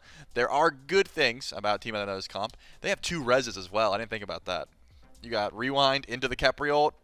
If they're trying to make OtherTheAnother go deathless this weekend, this is a good start. Yeah, 14-0 into a Khepri Kronos composition. It's gonna be hard to kill. Here, have 3 lives. What can you do with them? Like, if you pour all the intention in there, and then you just drag the game into the 30-minute mark, get your items online. Yeah, you're probably going to be hitting harder than not probably. You will be hitting harder than anybody that exists in the lobby. It's 125 free magical power. We'll have to see. Will the Kronos work out? Will it even be mid? Just because I saw someone in chat say time for Camazotz mid, who knows? We'll find out by jumping into game number 2, which I imagine, Trelly, it will be. Yeah, the Kronos. Nope, it is Camo mid. I'm so mad. I can't believe you just did this to me. This is even worse. I don't believe this. Like, Look, okay, I'm going to say it. So it was Casvet in chat. I 100% thought you were just trolling us, and I was like, oh, yeah, I'll have a little bit of fun. And I'll give the shout-out to chat, because why not? So, I want you to explain yourself to us. Shelly, normally I'd ask you, explain it to me, but I want them to explain it to me now, because I don't get it. I don't know. Well, no, I don't get it. Well, I mean, Camazotz still stays alive. Yeah, Camazotz mid isn't the question mark. It's the Kronos jungle. It's the Krungle, man. That's what I'm having struggles with. Yeah. Camazotz is fine. Yeah, Assassins in mid isn't even that unheard of, you know what I mean? Like that's pretty regular at this point. Bluestone, Blackthorn, you're going to be out trading everyone. You're going to own aim blue. Like, Agni is going to have a terrible time early on. But you could have just had, like, double assassin, Like, you could have went Alquang. There were so many choices. I hope I eat my words, man. I hope that this Kronos just cooks. But I just can't imagine it was the best pick available. When a pick like this happens, I always feel really bad casting games like this. And it's more because I will admit that I stopped caring about 9 other gods in this lobby. Like, I legitimately, like, you know what? Yeah, if there's a fight breaking out, yeah, give me over there and things like that. But this Chronos has now become the most important thing until this game ends to me, and I'm really pumped to watch it. I do also like, you know, we only touched on it a little bit, but I like the pressure that iDavy has in their duo lane, something that they were maybe lacking a little of. Although they had pressure last time, they just overextended pretty often. Now you've got the capability to follow it up. In fact, you've got a lot of damage. This is not a good start for the Chronos if it goes their way. But the dash, no, the dash goes left. The Chronos goes right and still alive and kicking his average Kuda. Now trying to keep things stable. You've got the stun, but you got to retreat. No, you're so low. Dark stays way too long to make sure Aim Blue gets out of there. And first blood for the second game in a row goes to OtherTheAnother. Yeah, don't get me wrong. I may have gotten baited by that as well, just because double mage versus Camazotz seems very strong, and they almost killed average Kuda. But fighting into Camazotz early is just never smart. OtherTheAnother had the blink. I think if average Kuda has blink, they get a double kill there. Unfortunately, you're starting Beads Chronos jungle, which infuriates me to all degree because your ganks are absolutely useless. But it doesn't matter because you live and you give first blood over to the Camazotz, which again is always just going to out-pressure mid. This is a great pick if you just want to try and get online early. It's one of those great, like, it's great to be the team captain and be the person that your team plays through, right? Like, for OtherTheAnother, you're getting your name said every which way around. Like, the team name, your player name, it's all getting called out. And unless something goes drastically different, I imagine that they might be just resting for a little bit in mid, because level 4, this would be the best time to try and shut him down, but he just gave him first blood. Level 3 on Mammon, maybe not the best position to be in, and once he hits 5, it's just so much more difficult to get that kill. Davey looks for a small loop around. The knockup has been really, really prominent in this lane as well. Chinchilli, it's always going to come back to this guy. It's always going to be, what is average Kuda doing? How do we see this Chronos find success? Where is he going? He invaded Dart speed? Is just losing this fight handily. Luckily, OtherTheAnother doesn't have any mana. Otherwise, I imagine that's an ult under tower, and you're dead for Dark. So, manages to stay alive, but it has just not been the day for Dark to stand out on top. Yeah, well, this is, yep. Green buff stolen, holding the 3. Well, I was going to say holding the 3 so well to stun afterwards, but just didn't hold it. Obviously, Davey was just going to dash it. So never mind, didn't hold the 3, but they show up with their buffs, and guess what? Those were already stolen. Average Kuda invaded your buffs before helping his own team, and it pays dividends. Easy plays there. Not a bad look at all the way. OtherTheAnother went in for the fight at speed buff. Like you said, a little bit more mana, and we may have a kill. Doesn't matter. Blackthorn is online. And this Camazotz is ready to be a menace. Man, that's dangerous. That's dangerous territory. OtherTheAnother was real good last game, guys. 14-0-3. It's going to be hard to live up to that. Yep. But this is a very good spot to start things off, right? This is, you know, when you're playing something like the Vulcan, at this point, you know, you get the first blood, you get your first item online a little quicker, and I don't really think that much about it because you're Vulcan, right? Surely by late game you're going to just get absolutely demolished because you don't have a lot of mobility. Camazotz is like king of staying alive already, so it feels like it's just a good transition for Team OtherTheAnother. Still curious about what average Kuda is going to do. Unfortunately, outside of the invades going incredibly well, most what we've seen have been get really low but still manage to stay alive, or miss the stun and the fight fizzles out. So that's Chronos for you. Yeah. Until late game when your auto attacks just make up for that. At the moment, yes, it is. Did you hit your stun? If no, all right, we try again in like 14 seconds. There's not a lot of CDR online. For average Kuda either. It's going to be the Doom Orb start, which is what you expect from a magical jungler. But you got to make sure you're landing, and if not, you're just stalling out. Oh, he'll be zooming. He's a race car.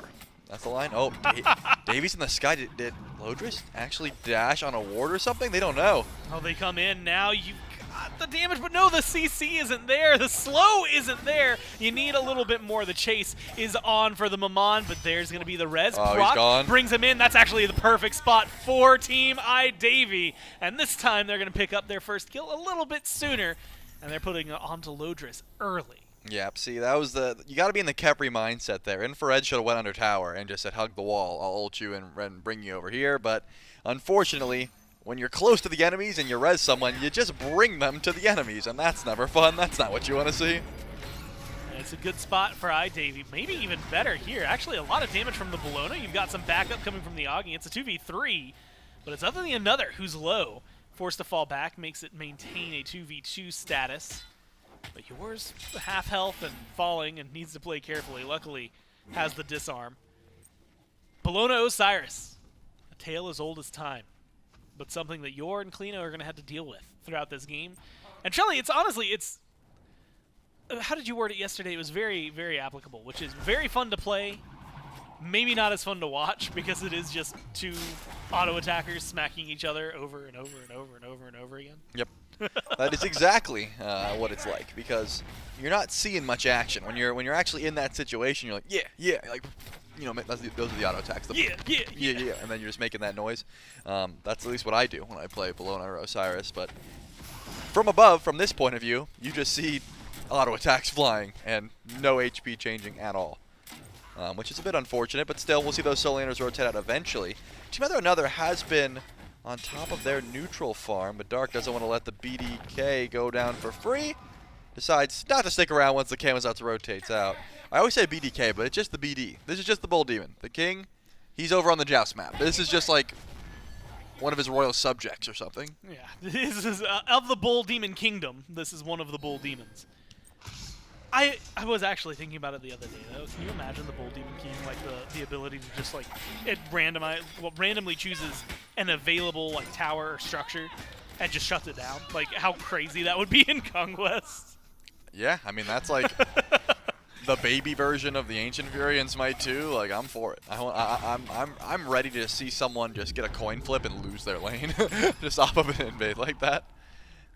X-Ball down. Looks like Ragnar's still going to be getting the better end of these trades. Again, this Blackthorn start helps out a ton when you're just trying to trade auto attacks, because Lodris doesn't even have a completed item yet, right? That Dev Gauntlets needs to be stacked up, whereas Ragnar just has plenty of damage, plenty of sustain, plenty of HP, just a ton in the back pocket there. That's the benefit of starting something like this Blackthorn. Sure, your late game becomes a lot worse, but you don't have to worry about anything early on. Klino getting aggressive again in a position where they could maybe cause some trouble. Dark in the neighborhood, along with Yor and Davey. In fact, they might have the lockdown they need on the Klino. You have to make sure that Kepri is far away, though, so that Rez can pull him out. Very safe and sound, and depending on the distance, very far away. So Klino in a little bit of danger. Low health, Tether out to get some physical props, but the burn, oh my god! The blink of an eye, Blue just gets rid of him.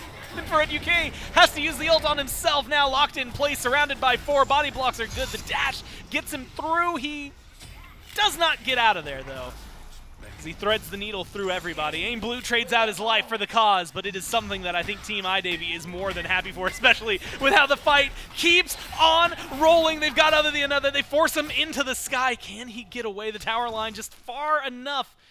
Nobody's going to go for the chase. That lazy back is going to be baiting somebody who wants to go in. And OtherTheAnother recognizes it, falls back. Shelly 2 for 1, this time favoring iDavy. Yeah, I really did think that Infrared would be able to get the ult off onto Klino, but didn't expect that much burst damage from Dark. That Mon passive. You got to watch out for the Mon passive. Once it comes through, it's a big burst of damage. I mean, right now it's not that massive, but big enough to bait you. So, unfortunate there. Ends up using the rest on himself and doesn't get too much value from it. But, able to trade out. Gold lead still in favor of Team OtherTheAnother, just barely. So that's not going to be the end of the world. But, I'm waiting to see when the objective pulls are going to begin, because so far, last game, that's all Team OtherTheAnother was really going for, right? They showed up to gold buff. They showed up to Pyro Camp. They showed up to everything just early on. They tried to get as much as they could and just back up. Team OtherTheAnother, they have the ability to get active, but I think they're playing this one safe. Damage. You can get Infrared UK into a bad spot here. Could be massive. That Kepri ult. Last time, admittedly, not much you could do with the burst they had. It just absolutely deleted the last few 100 health bar that the Osiris had. But with it not available, It's a good time to try and find a free pick. Comes up relatively soon, so maybe falling off in terms of capabilities right there. Gold lead, much closer than it was last time around. In fact, this time it's only really 100, 150 gold right now in favor of OtherTheAnother. Bull Demon is the target for Team iDavy, and this seems to be no contest. Charlie, a quick glance at the map, though, tells me that there's not a lot of gold for them to get from the wards that are available. I see a couple over near Ragna over here, so might be able to pick up a 300 gold in the jungle. But realistically, get the objective, and maybe a fight afterward on the Gold Fury. If they notice, that's actually going to be the big thing. You've got OtherTheAnother. Now they see it, and you've got the Medusa nearby. Ult should be good to cause some trouble, and presence is enough to force the 3 from Team OtherTheAnother away and cause the objective to fall to neutral. Man, if it wasn't Bull Demon, they probably wouldn't have known that was happening. Klino does have Lord of the Afterlife, should be able to get away for a second, but Dark has the stun and the ult and the knock-up finally. Wow. This Osiris falls down. Klino just could not hang. Frostbound and Glad Shield gives you plenty of protections up against Yor, but Dark has a lot of damage to try and blow through him, and it works out perfectly. 0-2 now for this Osiris. And I think that if Bull Demon didn't go down, then Ragna doesn't go for those free wards and maybe doesn't even hear the Gold Fury being pulled. It could have been close, but either way, had to be reset. And that means that you're not getting your gold lead any higher if you're Team OtherTheAnother. Team Davy, though, they were able to grab that kill. They were able to grab the beacon, and they're going to keep pushing that lead in their favor. Now, maybe a Gold Fury on the horizon for them. It was started by Team OtherTheAnother a few seconds ago, but realistically, Team iDavy feels like they're in a good spot. Also, when it comes to quote-unquote burst, they've got at least the Agni Bombs. Can give them a little bit more. Charlie, it's time for the check-in. Well, I was going to say the check-in for the Kronos jungle, but realistically, it's 002. It hasn't really done much. It hasn't necessarily not done much. It just exists right now. I'm keeping my eyes on it, what it's going to be capable of. But when it comes down to, I want to say, presence on map and maybe opportunity creation, you got to give it to the Maman. You certainly do, especially early on. The blink helps out so much. Finally, Average Kuda was able to pick up a blink, but either way, ooh, Dark forced to beads. Could fall down, but beautiful heal by Davy in order to get some extra sustain and back up. I mean, OtherTheAnother definitely finds a kill there if you don't see the Horus show up. So you lose the beads if you're Dark, but I like that aggression regardless. Average Kuda goes Book of Thoughtsec at him, though. This tells me they are so locked in for late game gore. They're not trying to fight. They're okay with stacking their items up. They're okay with just looking towards late game, which isn't necessarily a bad thing. But you're just not, you don't want your team getting aggressive when that's your objective, right? You're just going to be losing those trades more often than not. Now, you got to be careful where you're playing. And specifically, I mean, they almost get Dark, so I can't even fault them for that, but stepping up in moments like that could definitely change the tide of the game, not necessarily for the better. Meanwhile, Ragna, Trelly at this rate, depending on if this goes 3, even if it doesn't realistically throughout the rest of the day, would not be surprised if this Medusa maybe skyrockets to be a #1 ban across some of these games, because it feels like it has just been too consistent and too solid. We'll get to see a little bit more of that. Guess what? Providing a lot of burn and damage over to the Gold Fury. And there is no response right now from Team OtherTheAnother. They know they're on it because of that ult from the Xbalanque. There's not much you can do. Should be a free Pyromancer in return. So a small lead favoring maybe iDavy, but the bomb definitely being a massive boon to OtherTheAnother. I think forward from Davy goes into the tower. They're looking to put pressure onto this Camazotz. They've got some damage at least to force them to half. Not enough to force the ult when you've got not just your Bat Out of Hell, but your ability to chase. Now the Bat Out of Hell used, and you've got Infrared UK behind you is what I was going to add on. You've got enough lives to work with that OtherTheAnother shouldn't be too scared. Now, though, Bologna comes in damage. Looking good onto Infrared UK, but you've got to chase into that tier 1, and that's a dangerous position to be in. Gets the ult no matter what, and that's going to be your main goal. Now you just got to get out alive. You're incredibly low. They jump on him. They get the kill. And so it is one for mostly ult trades. Team OtherTheAnother with the kill, close up a little bit of that gold lead. I was just a little bit shocked about the Lord of the Afterlife. I mean, that was a Frostbound slow. And didn't seem like Yor was even trying to juke. Predicted the wrong way, but no worries. Tier 1 tower is the call, and Team OtherTheAnother should be able to grab it. That definitely should have been 2 kills. I think that OtherTheAnother should have been able to dive with the Bat Out of Hell and then just use the res to get out, but it seemed like Infrared just wanted to save that ultimate just in case some more aggression followed, and because it did, ult ends up flying through. Didn't get the res off, but didn't matter. It just slowed the aggression from your under the tier 1 tower. Here comes the rest of the squad though, OtherTheAnother. Maybe sticking around a bit too long, recognizes that Dark's nearby with Blink, and decides to retreat underneath the tower. With no Gold Fury, I mean, you can go for tier 1 and left. And in fact, if I'm Team Davey, that's my call for sure. At least grab some extra gold with this next wave, but actually the wave was dealt with, so maybe not. Maybe you can't even grab it. That was the most dangerous position I think OtherTheAnother could be in, right? At the time, no ult, no beads, and no Kepriel behind him. That's the most vulnerable that a Camazotz is ever going to be. Now, has the beads, has the ult, and in a few seconds is going to have the Kepriel behind him as well, so changes maybe some of that window of opportunity and capabilities. Davey, though, doing a great job zoning. Will be the tier 1 over here. No Fury. Not a whole lot you can do afterward. So it's just a retreat. Spend some of the gold. If you're specifically Davey, you've got almost 2,000 in pocket, 1,300 there for the Medusa. So plenty that you can put on the board. Plenty to try and spend and see what you can get. Plenty of opportunity for OtherTheAnother to go for a gank on your. Whether or not it's going to go well, it's to be determined right here. The damage, oh my god, it is there. Forces the ult, has the follow-up leap. Lord of the Afterlife as well. Cannot survive under that tower. And that is a clean kill and a clean gank from the red squad. Yep, should be both Bastions down. Tier 1 tower. I don't know if you can tank this one up with Dark and Aim Blue here. OtherTheAnother stepping in very far. Actually leaps forward. Bit of a risky call. Tier 1 tower, yes, but the fight after the fact, probably not. Just want to retreat onto that one. All the while Infrared trying to stall out as long as possible on this beacon. You don't want to take all of Ragnar's damage though, so I assume you abduct your way out of here to save onto that Kepri ult. I just saw, a little bit of damage there thrown out. Even scary, honestly, it's not that safe of a spot for the Xbalanque. And now Davey bringing Ragna back in. Ragna leaves because recognizes this is not the fight we want to take. I don't need to be that aggressive. I'm the backliner. I'll stay in the back, and instead goes up towards the beacon. Half charged all the way in favor of Davey. Now having to relinquish a little bit of that control. Davey getting burned through right now. Luckily the heal, the dash gets him out of there, but the beacon control goes over to OtherTheAnother. And that is gotta be how it has to lie. You just don't have the health bars, the fight potential right now if you're Team iDavy to step up to this Chaos squad. And Charlie, that might honestly transition pretty well into this Gold Fury that's spawning in, the Primal Fury that just spawned in. OtherTheAnother wants to go for Ragna here. Does have the ultimate. He's going deep. Yeah, leaps forward, recognizing that he's got some safety to get out here, but where's the rest of the team? I don't see them. This may be a little bit more than they want. You do have Infrared close by, who's got the res if need be, but now you might have given up too many low health bars. Remember, Primal Fury is here, and so is Yor. The Bologna's on the way with the gank. Klino, do you have the tank stats to survive? Yes, but Lord of the Afterlife gets wasted. Something Davey brings. We didn't get to talk a lot about the Horus because Kronos got locked in, and then even then it went to jungle on top of that. So he's distracted us a little bit.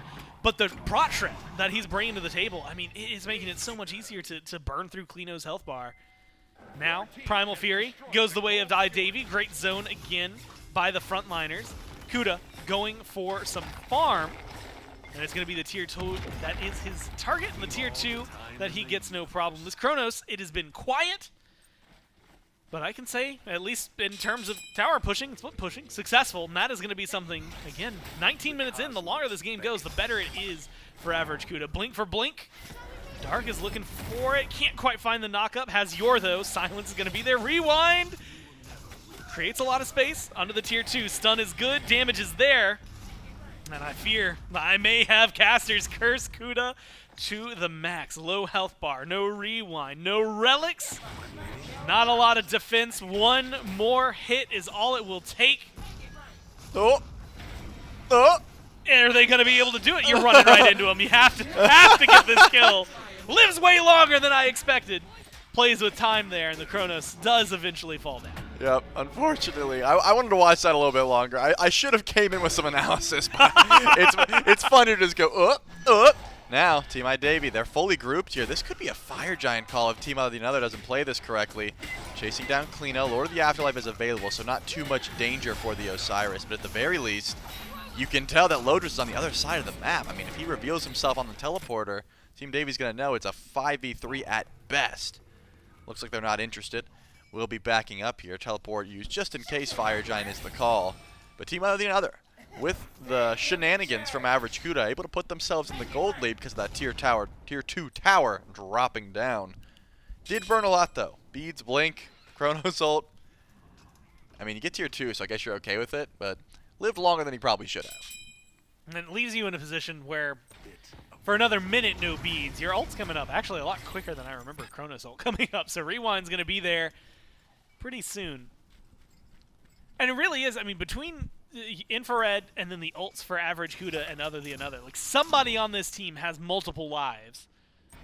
Up to 3 if they can line them up. Unfortunately, we haven't really gotten to see that scenario, which I guess maybe for iDavy, it's more fortunate than anything. Now they're going to be looking for some pressure. There's going to be the lights shut down, but the Maman is staying on this one. Forces out the Kepri res. It's a low health bar, but it's going to time out, and then you just turn around. You look for the kill. Great shell, but it's not enough. Dark able to pick up one, but you lose Ragna in the process. 1-for-1 carry trade out.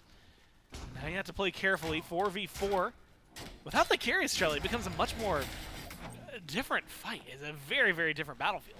Yeah, the tier 2 tower could certainly drop though. Remember, Average Kuda's got plenty of damage towards these structures, if anything. OtherTheAnother taking a lot of damage here. Playing with his life very well, has the ultimate. Goes up to the sky. Is Dark anywhere near? No, this is just the tanks for now. But OtherTheAnother gets up, down, and aim. Blue has the damage to take him out. And just enough. I mean, the stun, the control that comes from this Agni is massive. Dark has been low health bar this entire time, but it does not seem to matter. Klino jumps in for some reason, surrounded by 4, looking for a lot. Wants to get the jungler, can't quite get it. Instead, is going to lose their life in the process. Davy eats them alive, and now that 1-for-1 trade suddenly changes to a 3-for-1. They go up 8-5. Average Kuda wants to try and get a tier 2 tower, but the rest of the squad is on the way. This Chronos needs to run. Fire Giant should be the call here. You could go for Oni Fury if you're a little bit worried, but I think with just ADCs and a Kepri, this Fire Giant should be a lot easier for Team Davy than for Team OtherTheAnother to try and defend. They're close by, though. Remember, Medusa doesn't have too much shred for it. You got Fail Not, but that's about it. But with 5 members of the squad here, Team Davy's in a commanding position. Damage. It's been more than enough. The burn, the secure, that's going to be the question. Fire Giant started up 23 minutes in. It's free. This is going to be the second Fire Giant we saw in Game 1, but this time around, like you said, free, free, free. They're going to put that in their pocket. Davy, in fact, is even going to go and stop this Beacon alone for now, but the presence is enough. Beacon was close, about 2/3 of the way in favor of Team OtherTheAnother. Now, instead, it's going to be Davy's team who captures it, and Trelly, that's going to give them a good chunk of control on this map. In fact, actually, the minions taking down that tier 1 and mid might help them out even more in terms of where this damage spread's going to go. You've got a Fury to pick up. You've got gold in pocket. I mean, you've got a lot to do right now if you're Team iDavy. There are some important power spikes that Team OtherTheAnother is already going to pick up, though. I mean, level 20 for Average Kuda, Polynomicon as well for this Chronos. I'm pretty sure you just let Team Davy go left, and then you send Average Kuda to the right lane and just try and get this tier 2, maybe even a Phoenix, if given the opportunity. Because with a Bumba's Hammer or Bumba's Spear, these towers are going to be an afterthought. And look at this, Team OtherTheAnother, they're just grouped. They're just pushing tier 2 and right by themselves. They don't care about Fire Giant. Interesting play. Let's see if it works out for them, because Team Davy, they're not pushing left. They're grouping up as well. They're going to step right into this fight. Right now, numbers advantage because of the scattering from Team iDavy is in favor of Team OtherTheAnother. The tower goes down, so you've got to play carefully. It's going to be the Horizontal out to make sure that they can stay alive, recognizing, you know what, we lost the tier 1. Just get out, don't lose a life. And now you can re-engage. Now you can look for a little bit more. Now you've got everybody in their numbers. You've got OtherTheAnother incredibly low, and you're chasing him down. Kepri is separated from him. If you can close that gap, you can get the kill. Instead, it's going to be Aim Blue. Trades out with the Kepri, which the support being lost for your mid. Aim Blue maybe stepping too far. It's gonna be Average Kuda going for the Phoenix. Dark, you gotta get there in time. You gotta do something. But the positioning's good to knock him. He got the bird. He might lose his life, but that's so worth. It sure is for now, unless someone else falls down. Lodris has to have the beads. If not, Davy's gonna find the stun. All the while, it looks like the beads were there. Rogna needs to hit some crits. Does he get the damage? He should. The jukes aren't gonna be good enough. And you fall down. Now Team Davy has 4. They're able to push. All the while, I feel like Klino can take this 1v1. In fact, he might have to because everyone else is chasing. You can try and run away as much as possible, but Dark is eventually going to catch up to you. I think he probably should have turned a bit earlier, but now it's just inevitable that he falls down here if the blink comes through. The teleport, he's got a stun, bro. You can't do that. I don't even know if I want to say I admire the attempt. It's not going to happen right there, and instead you're in a 3v2. Oh my god, the delete button hit on this side of the map. A minute trolling. gone with OtherTheAnother. Infrared UK as well. Gone for 40 seconds. Plenty of time to work with here if you are iDavy. Right side bird is the goal. You've got low health. Trelly, it's a murky area. They maybe could have pushed to try and go in and get something done with the Titan, but I think I prefer this. Go for the Pyro, get the bomb, get the Fury, put yourselves in a better position. I mean, they traded Phoenix for Phoenix, I suppose, but Team OtherTheAnother was trolling, man. Everything I just watched. I didn't hate the play from Average Kuda. That was good. That ended up working out. But everything else. Everything after that. Everything after that, I was not a fan of. But hey, trade a bird for bird while losing Fire Giant. There's worse ways that could go. You do lose your Pyromancer and your Oni Fury, so that's a little bit unfortunate. Team OtherTheAnother really wasn't in a position to pull those objectives, but Team Davy, they've been a commanding lead ever since that Fire Giant pull in the fight before then. Klino's been like level 17, only level 19 now. Level 20 is a big power spike for this Osiris. Needs to get some farm online. Unfortunately spent a good 2 minutes just running away from Dark and not getting any farm back there, so at least can clear some waves over in solo side, hit level 20, get some animosity online, and that'll go a lot better. We've got an opening now. Fire Giant fell off. You were able to kill Aim Blue in the last fight, which is something pretty massive considering everything else that happened for Team OtherTheAnother. I think that's what they would like to focus on, is that they killed off the mid laner.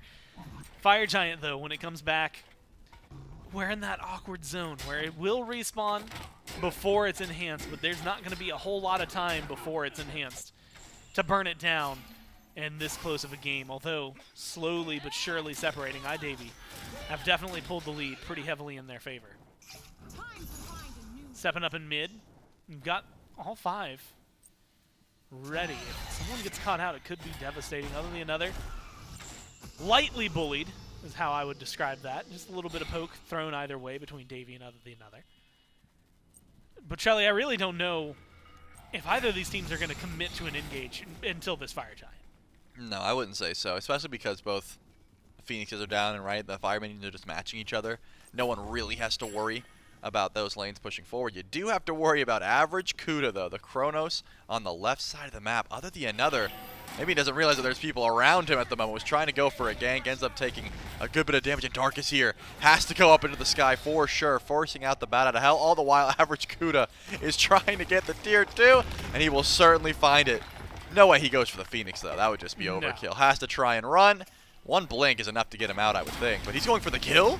This is just a guy that's faster than everybody else involved, but not fast enough to outrun that damage, and you lose Lodris in the process now. You've got the numbers advantage of your iDavy. Should be some easy lockdown. Ravenward flies by as well. Rez procced. This is going to give a little bit of extra life to OtherTheAnother, but not enough to really escape. Klino is gone. You've got 2 left standing. And they're going to fall back into the jungle because Team iDavy has eyes on something a little bit bigger. You've got a minute, 30 seconds left before anybody else comes out. Minute for a majority of Team OtherTheAnother. And Trelly, they're marching into the Titan room as we speak. It's a 2v5. They've got the damage burden. Oh my god, yes, they have the damage necessary. Kill off the Kamazots, and now focus the Titan. We're going to Game 3. We certainly are, Gore. And Team OtherTheAnother tried to cheese out a Game 2 win with Bumba Spear, Poly Chronos. I don't know. With how dominant Game 1 was, I think you just go with a traditional comp and you ride that confidence into Game 2. I was not a big fan of how this game played out, honestly. And it wasn't as if Team OtherTheAnother was so far behind that they had to go to these strategies. I think they just, they gave it a shot. Did not work in the slightest, and you're going to have to go back to the drawing board for this one. But now Team iDavy shutting that one down. Now they have the momentum. They have the confidence. And I don't think there was anything that I saw from Team OtherTheAnother that needs to be dealt with in game number 3, right? Like I wouldn't be thinking like, oh, we need to ban away the Chronos or anything like that. On the flip side, Bologna was a problem. I mean, got off to a great start. The Mammon was a constant threat throughout the map, as you would expect. Just one of the better magical junglers in the game at the moment, and very threatening damage-wise. And Aim Blue, sure, he was the only one that was really getting targeted, but still had plenty of DPS. Getting that tablet build online is very crucial at 29+ minutes into the game when this game was happening. So a lot of damage. And yet, of all the things that you just said, the thing I'm most excited to see after this is the structure damage for the Chronos and what he was able to do. But we'll have to look at that. And, of course, go into game number 3 right after this break.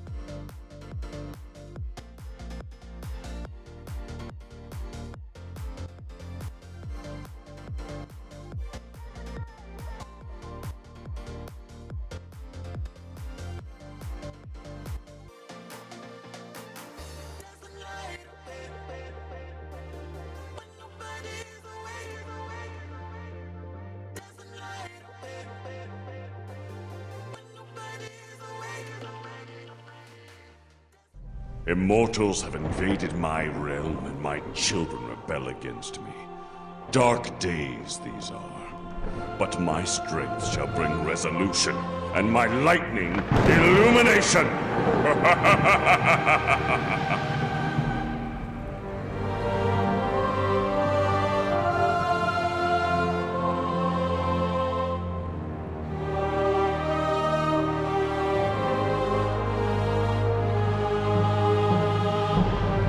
Zeus! Bellona. Anubis. Kukulkan. Saturn.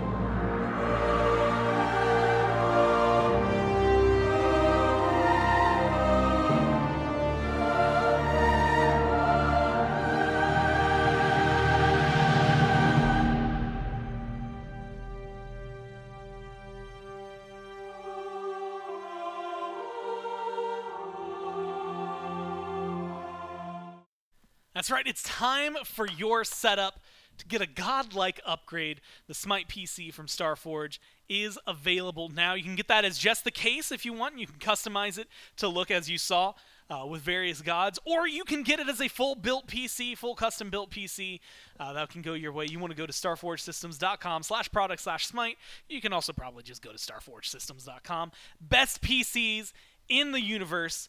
That's what they told me, and I'm sure I've actually seen them. They've done the research. Really crazy.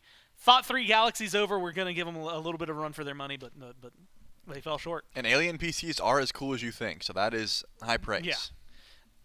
Go get your SMITE system, man. I think we have one like sitting around somewhere. I've been jealous of it every time I walk by. Oh, yeah. And all I need is like that little bit of like if I needed. I might not even need the case. I might just go for it anyway. Honestly, I just kind of want to have it as a little collectible. But yeah, again, StarForgeSystems.com. Gore Chelly, Game 3. That's what's happening next. Yep. SMITE Content Creator Cup, Davey, Team OtherTheAnother. But before we get into that one, we'll have to look at the other one that we just watched. Game 2. Game 1 was very, very, very, very, very favorable for Team OtherTheAnother. Yep.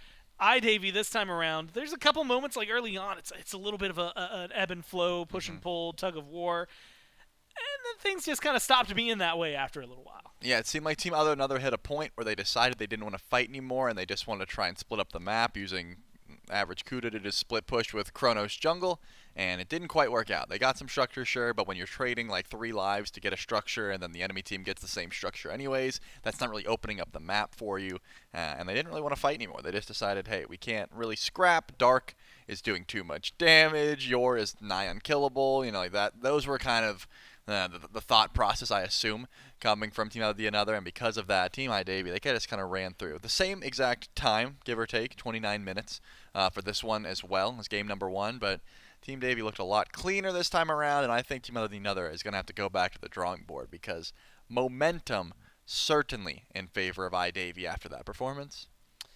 Well, the fun thing that I was looking for, structure damage, yep, 10,700 from average CUDA. That's what, look, if the Kronos came in, and after a while he realized he could only do one job, and so he did the one job. See, but I don't think that was true. I think he could have done other jobs. I think he chose to do the one job, and I didn't love the one job. I feel like if they just grouped up and fought together, it would have been a better outcome, but I could be wrong. Maybe they just made the objective call of, hey, we can't fight, so we have to try and split up the map. Didn't work out. Now we go back to the drawing board, and game number 3, right? Everything on the line here. You want to make sure you are top seeded today in this round robin format to make sure that you make it to finals tomorrow. So a win here is massive for both of these squads. Yeah, you need to be in the top 2 for tomorrow, and then tomorrow you need to be top 1. Then you get to go to LAN. So it's a two-step process. You're half HP. That's, I guess, do good today, do good tomorrow, get to LAN. Yep, and then win for charity. Three-step process. That's the 4th step, the biggest step. Win for charity. You're right. Number 1 in our hearts.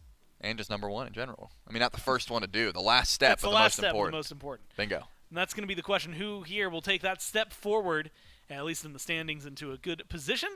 Well, picks and bans for Game 3 should tell us at least a little bit of what we can expect. And more importantly, Team OtherTheAnother are the ones that are first pick this time around, as opposed to Team iDavy. So it changes away some of how that's going to work. Medusa, first pick last time for iDavy. Cthulhu, first pick first time. We've seen the Ares bans, the Thor bans, the Heimdall bans. Like, what's going to change is really the question that I'm looking at here. I'm definitely hoping the Mon, and it will, be taken away. Yes, Team OtherTheAnother does not want to deal with that pickup, and I tend to agree, considering the performance that we saw from Dark. Again, just a pick that in the jungle has too much freedom, doesn't really get out-traded too well, especially if you know how to use her dash. I like that call, but the switch-up is very clear here, focusing more so on the junglers. The Thor has been banned, that's pretty consistent, but the Mon is new. As well as the Heimdall, that's been happening pretty consistently. And Team Davy, they're once again taking away that Fafnir, and this time the Medusa. This has been a pick that's been going back and forth. It's been top picked by both of these squads so far, and it looks like because Team Davy can't grab it, they do not want it to go through. So where does Team OtherTheAnother go? They go to the Robin. Looks like there won't be any split push Chronos this time, unless that's Robin mid, which I don't think it is. Oh, but it could be. we got some really good Robin. Like, a lot of the praise for OtherTheAnother in Game 1 was, oh man, this Vulcan's 14-0-3. This Vulcan absolutely slapped. It did everything that you needed from a Vulcan. He did.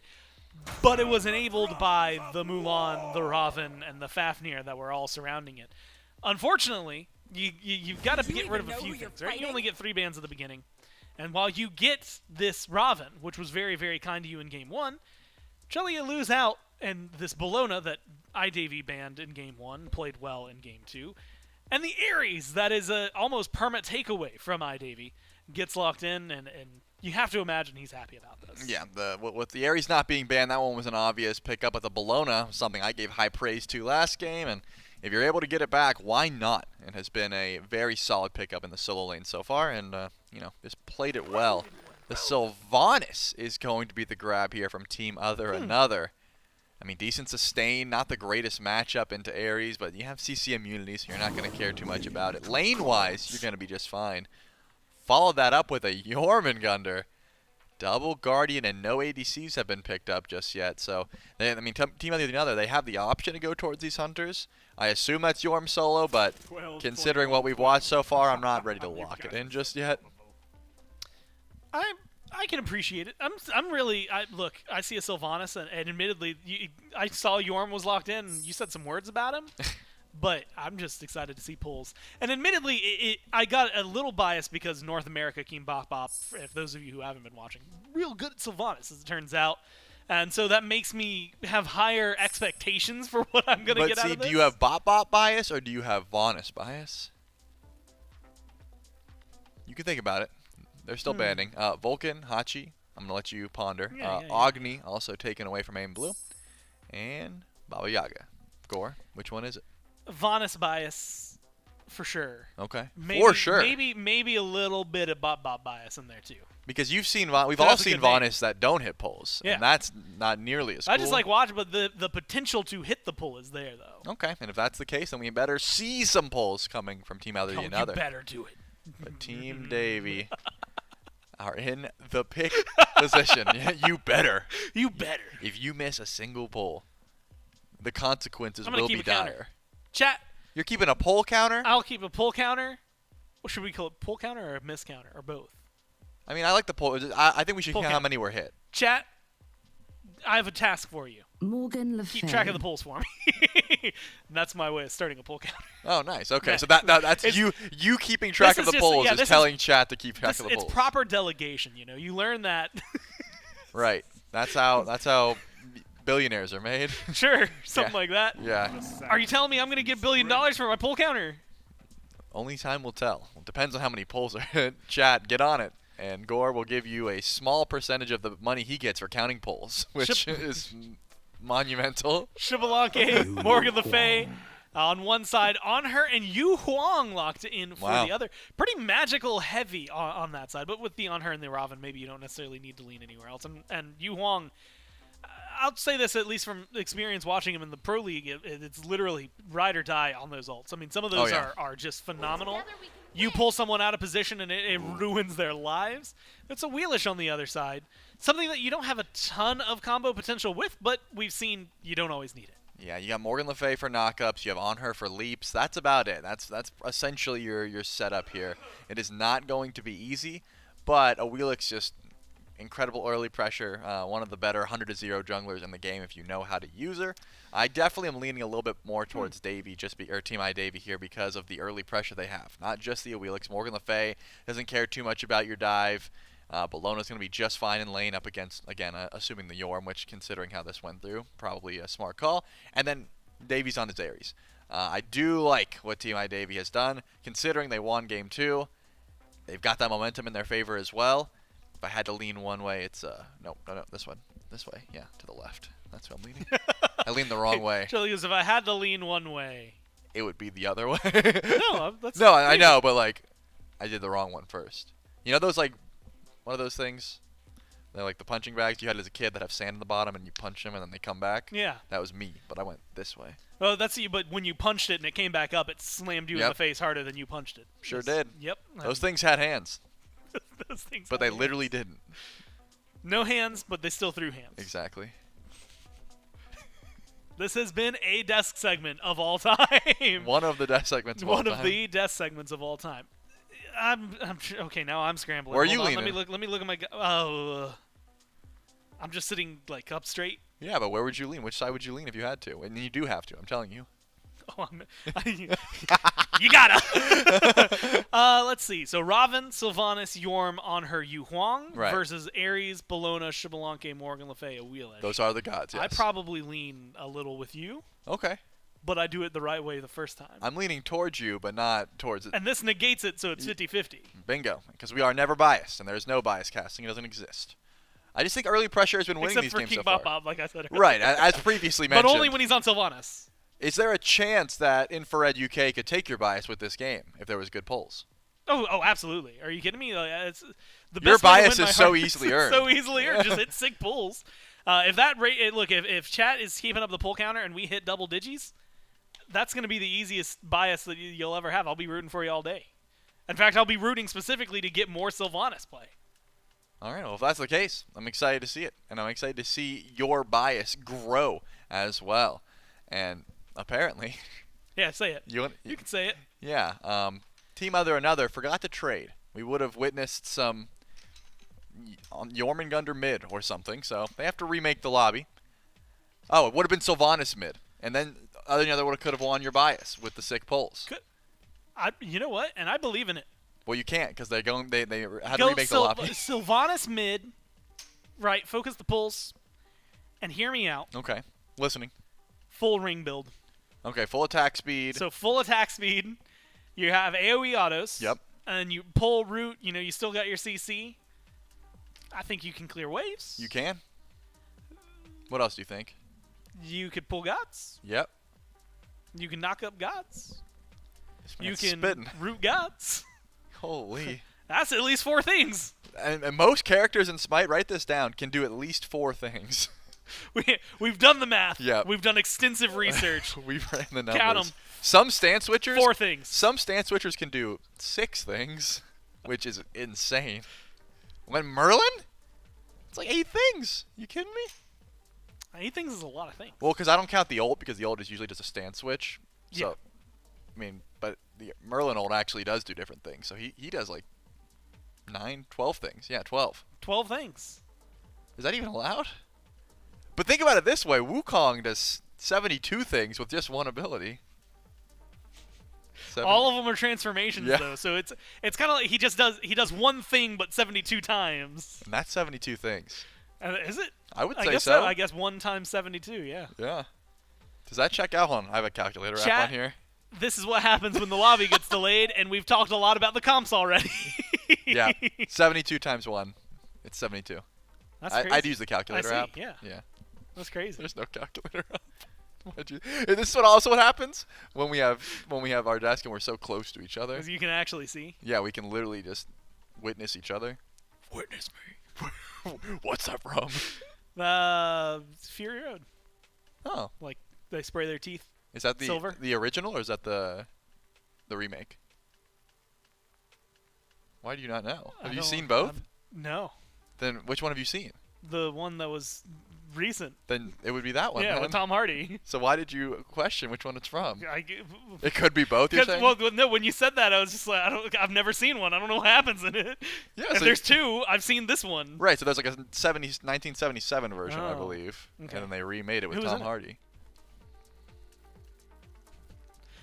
Yeah, you're right. Hold on. Talk about Yu Huang mid, because I don't know what to expect from this Well, guy. I- You are that good right now. So I have someone in my chat that is constantly telling me to play Yu Huang, and it is no matter what. Yu Huang is terrible, play Yu Huang. Yu Huang is the best god in the game, play Yu Huang. It doesn't change. And recently I've been actually playing a bunch of Yu Huang because that person has sort of forced it by my hand via god request, and he can definitely cook. I'm not going to lie to you. His early pressure is ridiculous. Like, his 1-2 combo is disgusting. You can land it so easily. His poke is great. His safety is fine. It's all in that ult, as you said earlier. If you can hit dueling dragons consistently with 1 to 2 man ults, you're in business. But the issue is when you're missing that ability, you kind of just lose all your value.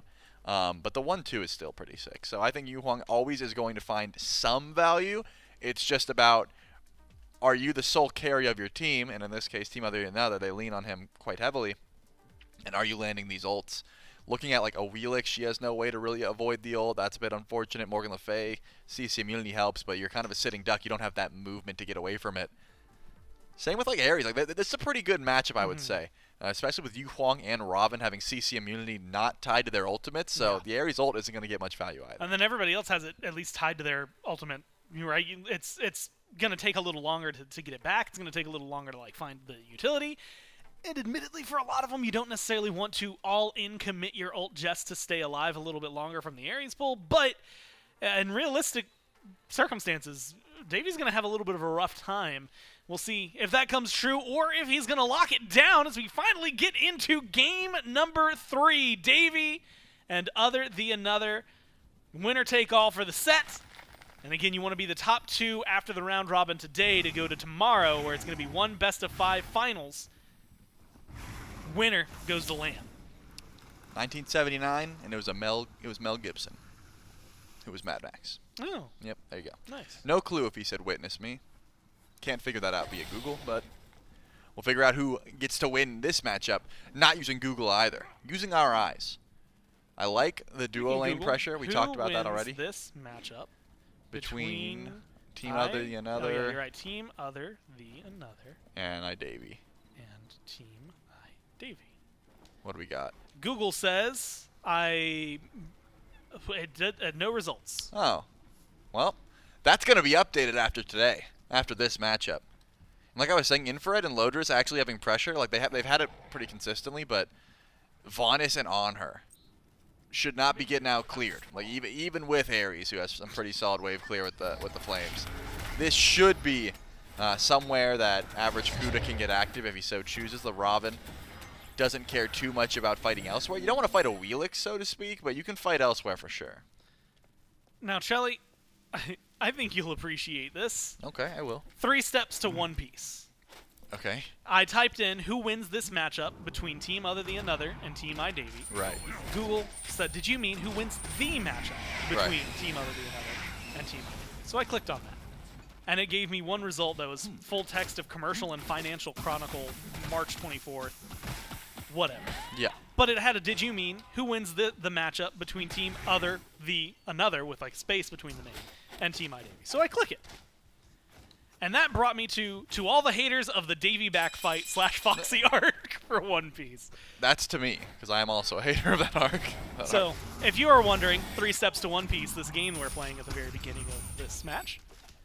3. 3 might also be the amount of times I'd count danger for average Kuda right now. Out of a scale of 5. Not great spot, same for OtherTheAnother, low health bars. Team iDavy, though, have to be careful for that exact reading. That Phoenix Fire, I mean, early poke. We talked about it a little bit when Yu Huang was really prominent, and I'm going to give a shout-out to Benny Q because he played it a lot in the Pro League. Those first few levels, incredible. Yep. Then he enters a lull state for a little bit, and then like around, 12, 13, 14, like really jumps back into the mix and becomes a problem. Well, that is certainly what Team OtherTheAnother is counting on, right? They want this Yu Huang to be doing that big damage, but like I said earlier, average Kuda doesn't want to scrap with Dark, not early on. You can go duo lane, you can go solo lane, but fighting around the Wheelix, you're just going to get out-traded. Robin doesn't come at level 3 baked with big damage. He is a scaler. True and honest. So I expect him to get, you know, just on the other side of the map. You can see whenever Dark's on the left, he'll probably go right, and vice versa. You want to stay away from Awilix at least early on, especially around level 5. That's when she's able to just blink on you and just 100-0 you if the combo is there. And without beads, doesn't matter if you have overhead kick. If you're not ready to just pre-kick the knockup, you're getting yoinked for sure. I am putting pressure, and admittedly because the ebb and flow and the push and pull, literally, of the duo lane, which is on her push, Sylvanas pull, like the setup that you could have to potentially lock someone down, like a double root. I mean, it looks great, but it's the follow-up afterward, and it's the ability to maybe find something massive, a stun against the wall, damage. What Davy's going to do in response, this guy who we've seen will go into jungle practice and just slam chains against the Odin bots as long as he can, as fast as he can, as best as he can. But I watched him miss a couple. Yeah, he's missed a couple, both in jungle practice and in actuality today. Right, but I think one of them is more embarrassing because the bots don't like juke. Yeah, and they don't. Some of them move, but they move in predetermined patterns. Yeah. There is only one. Hey, you know, it's funny. I would do something very similar. I would just play Uller. Like, even though I didn't play Uller in like comp, I would play Uller and just like, you know, axe 1-3, turn around, auto attack, and just like try to like hit the Odin bots. You know, just get warm. And I'd miss constantly, but it's easier to sit up here and roast someone for missing than it is to, you know, look at your own flaws. Right now, up to the sky, dunk down, Goomba stomp onto iDavy, goes in for the ult. Not going to pull OtherTheAnother, takes a lot of damage. Oh man, and first blood for OtherTheAnother in an instant with this 4-man rotation over to the duo lane. They take out iDavy on a signature pick, no problem. Now, look for a little more. Great root, forces the beads. You've got a rotation, though, coming out, and you took too much damage. It's Infrared UK this time, who goes down, and they're looking for a little bit more. Morgan Le Fay damage is good. OtherTheAnother recognizes the position, tries to turn around one more kill, but falls flat on their face, 2-1. And that one goes over to iDavy. And this is what happened in game number 1, where OtherTheAnother and Average Kuda head over to duo lane, get a good pick, just, you know, use their influence to create a 2v4 situation. But Dark and Aim Blue actually follow this time, and they stick around a bit too long. I mean, going for the kill onto Davy was good, and they should have immediately tried to get out of there, but they stuck around a bit too long. OtherTheAnother and Infrared both get punished for it, and now you've got a 1-0 Awilix and a 1-0 Morgan Le Fay. Something that can be very frightening, especially when we're only 5 minutes in. I mean, Morgan Le Fay with a lead is pretty much unkillable to junglers, especially when Average Kuda goes Blackthorn Hammer. He doesn't have the damage to try and burn through a Morgan Le Fay with that much self-peel. It's just not going to happen. You see a setup step up right now from Infrared UK, but it's just matching iDavy.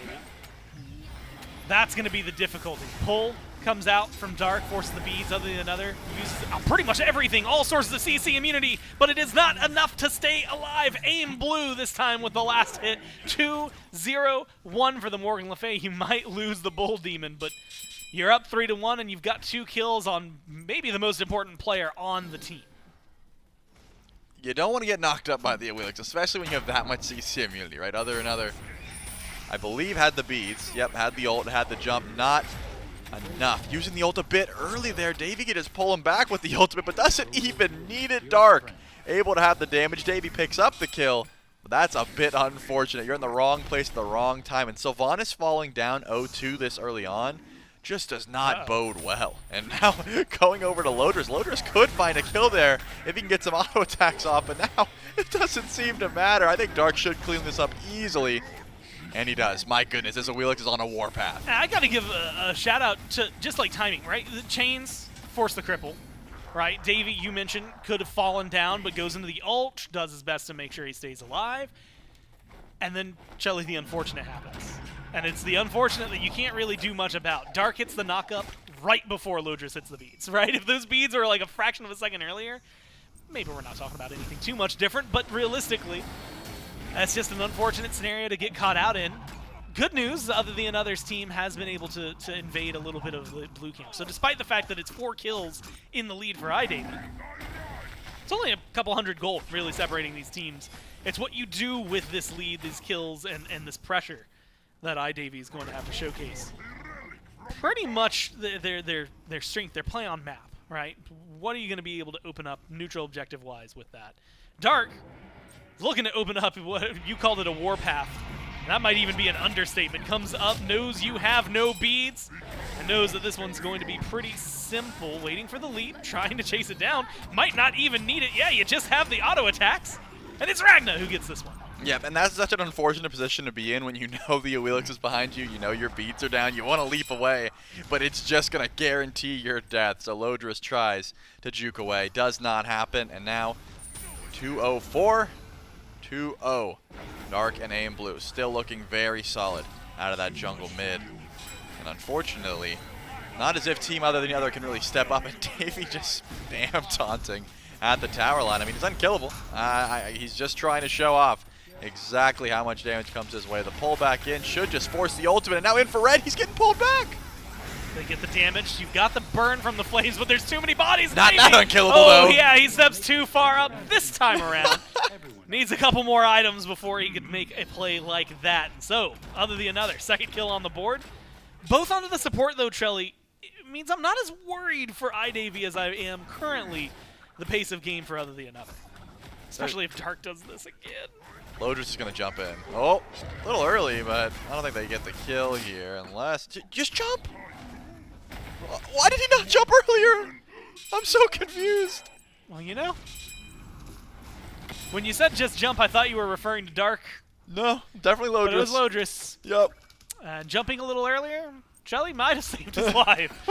Unfortunately, it's another kill for iDavy and another kill against Other the Another. And now we're looking, well, it's only one level for both of the duo lane members, but then you add in the one level in mid, 2 levels in jungle. And Team iDavy's lead starts to seem a little more appealing. It is a 1 level deficit for Yor, but there's only so much you can do about that. They've been invading the blue buffs. They certainly have been. There hasn't been a lot that Team Other Than Another can go for. They can sit around tower line, wait for Davey to spam taunt and go for a pull. That seems to work out very well. And if that continues to happen, maybe we'll see more aggression in the mid lane, but I think Lodris might need a little bit of help. 1-3, finally has the beads back up, so that's at least a plus. But this Honor doesn't seem to be able to get any bit of his own farm. Like it has been purple buff invades and dives under tower 2 different times now. And X-Ball is going to scale so much harder anyways. Already a 2-level lead rank, that is not a lot to worry about.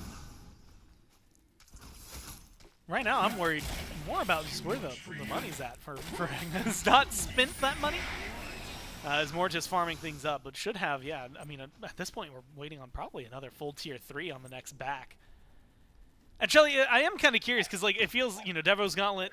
We're back in metas of yore, right? Where these carries are going more attack focused, or not just auto attack focused, but like maybe pin focused. Chin size has been picked up a few more times, not as much crit overall. But when you have someone like Dark who's just bodying anybody who he sets his mind to, it really opens up a lot of opportunities for you as a carry because you don't have much to worry about. You just get to sit in the back line, hit your ult, and then hit your shots. Well, let's see if he gets a chance to try and fight Lodris for the 4th time. Already does a good bit of damage, but Lodris can trade. Ultimate good. You have the Impale, though. The Impale could turn the tides, but it can't. Even with a pull from Infrared, I think Dark would be able to make it out here, but jumps a bit early. Now Infrared has a chance, but the blink. Make sure he's fine, and now Infrared needs to get away from Ragna. And it was a good time, good turn to make sure that the knockup doesn't come through. Ragna has ult that's going to give him some distance. Oh, the bonus! Oh my god, exactly what you need. And chat that. You talk about turning off the lights. You can talk about revealing people on the map, but it's the distance on the autos there that Ragna is able to use and just absolutely find another kill. 9-2, Gold Fury looking to be in pocket. Not much that Team Other Than Another can do for the time being. They're just going to have to watch as this one goes. 3,300 experience. And now the gold jumping up to about half of that. In favor, no man, yeah. I like the at least awareness here. They were waiting in a very mean and menacing manner for Team iDavy, but instead they're gonna fall back, and actually Davey might end up being in trouble. Never mind. Seems good. If anyone's gonna die, it should be Davey, but it seems like going for Dark is their play.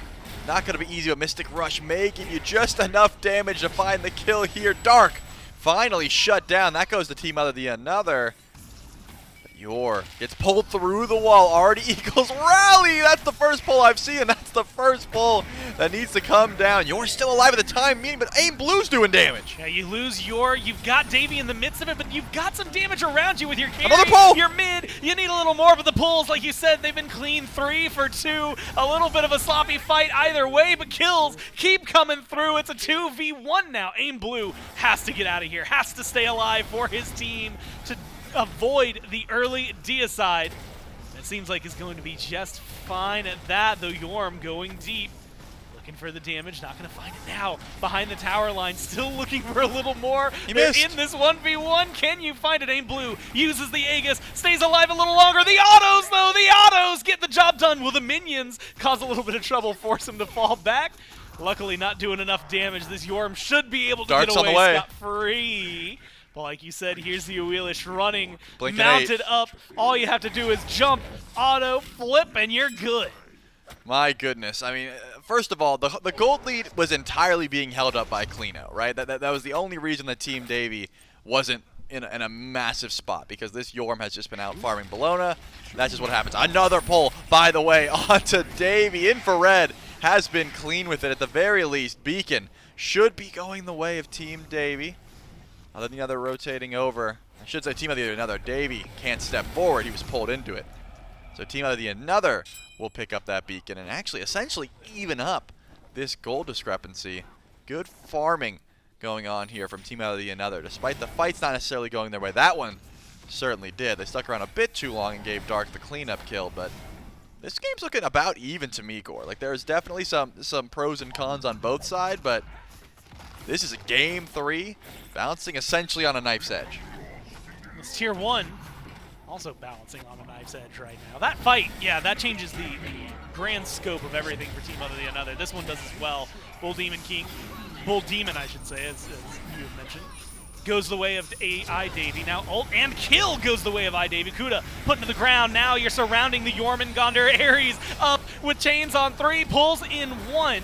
Needs the lockdown or the follow-up for somebody else. Dark has to fall back and stay out of this fight. Chains on OtherTheAnother. Chase is on. Damage is there. Now in a 3v2 with low health bars, you might lose Davy, but the question is, what can the cleanup crew do? The cleanup crew is just Aim Blue. The bull! Pulled off to the side. That might be enough to give at least a little longer life to Klino. Moving around the corners now. Davey Stealth could die out. here. Davey might die here. Needs the chains. Needs something. His cooldown. Oh, the is auto! there, and he's got it. Exactly what he needs. Another one on the board. Dark. Meanwhile, respawns, comes in, gets a kill, and the team just keeps moving forward. It's a bloodbath here on a Saturday afternoon. Man, if that consuming bellow goes off, Davey definitely falls down, but it doesn't. He just tells him to shut up, smacks him with a sword, and Klino ends up falling down there. 5-1 for Dark, 4-1 for Aim Blue. Man, Team Davy, 17 kills in their favor. I said that the game was bouncing on a knife's edge, but now a little bit back in favor of the red team, especially after this Pyromancer drops down. It will go the way of Team Davy. I think Dark should probably pick up that runic bomb, but they left it there for the time being. That's okay. It happens, I guess. He got it. It took a little bit to show up. It took a little bit to show up. They baited me, all right? I'll admit it. But he does have it. So now you can use that. Use it on Primal Fury, use it on a tower. It's an extra goal in your pocket. Shelly, Yes, Score. I'm just appreciating this brief lull in action because I feel like we're not going to get it too often. Level leads still all around. 4, though, in support is maybe the biggest one. 3 in the jungle as well. iDavy and some of the more commanding positions in the game have controlled there. Now Yor, who was a level down, stays a level down. But it's this pressure. Not translating to a lot. I mean, outside of, let's say, towers. 3,000 gold for Team iDavy. 9 more kills. But the towers, otherwise, it's 1 in favor of iDavy. They've still got all 6 standing, and Team OtherTheAnother has only lost the tier 1 on the left. Primal Fury spawned in. We'll have Beacon relatively soon as well. So, a lot of things to fight over this time on the left side of the map. With success starting, it feels like, with this aggressive play where Davy constantly stepping up is just creating trouble wherever he goes. He certainly has been. He does a lot of damage There's as well. Once these flames come through, you'll see exactly how much Ares is able to do. At least putting average Kuda into combat so he can't blink. X-Ball down, shuts off the lights. Primal Fury goes the way of Team Davy. OtherTheAnother at least grabs a tier 1 in tow, but now the rest of the squad's on the way. May need to go up to the sky to try to avoid the aggression here. With the chains, you gotta just go into the ultimate. Danger spot right now, 4-man chain, and it's only gonna be 1-man pulled. It's Infrared UK who gets pulled in there. Ults down though on 4 members of Team OtherTheAnother. Meanwhile, only 2 missing from Team iDavy. Good position to maybe poke for a fight. It's just whether or not you really want to step up, and there's no reason to if you're OtherTheAnother. So I like this play. Just fall back, hang out a little longer, step up when you really need to. Whether it's over the beacon, whether it's going to be over potentially the Pyromancer, or I mean, 19 minutes in game 1, admittedly 23, I believe, in game 2.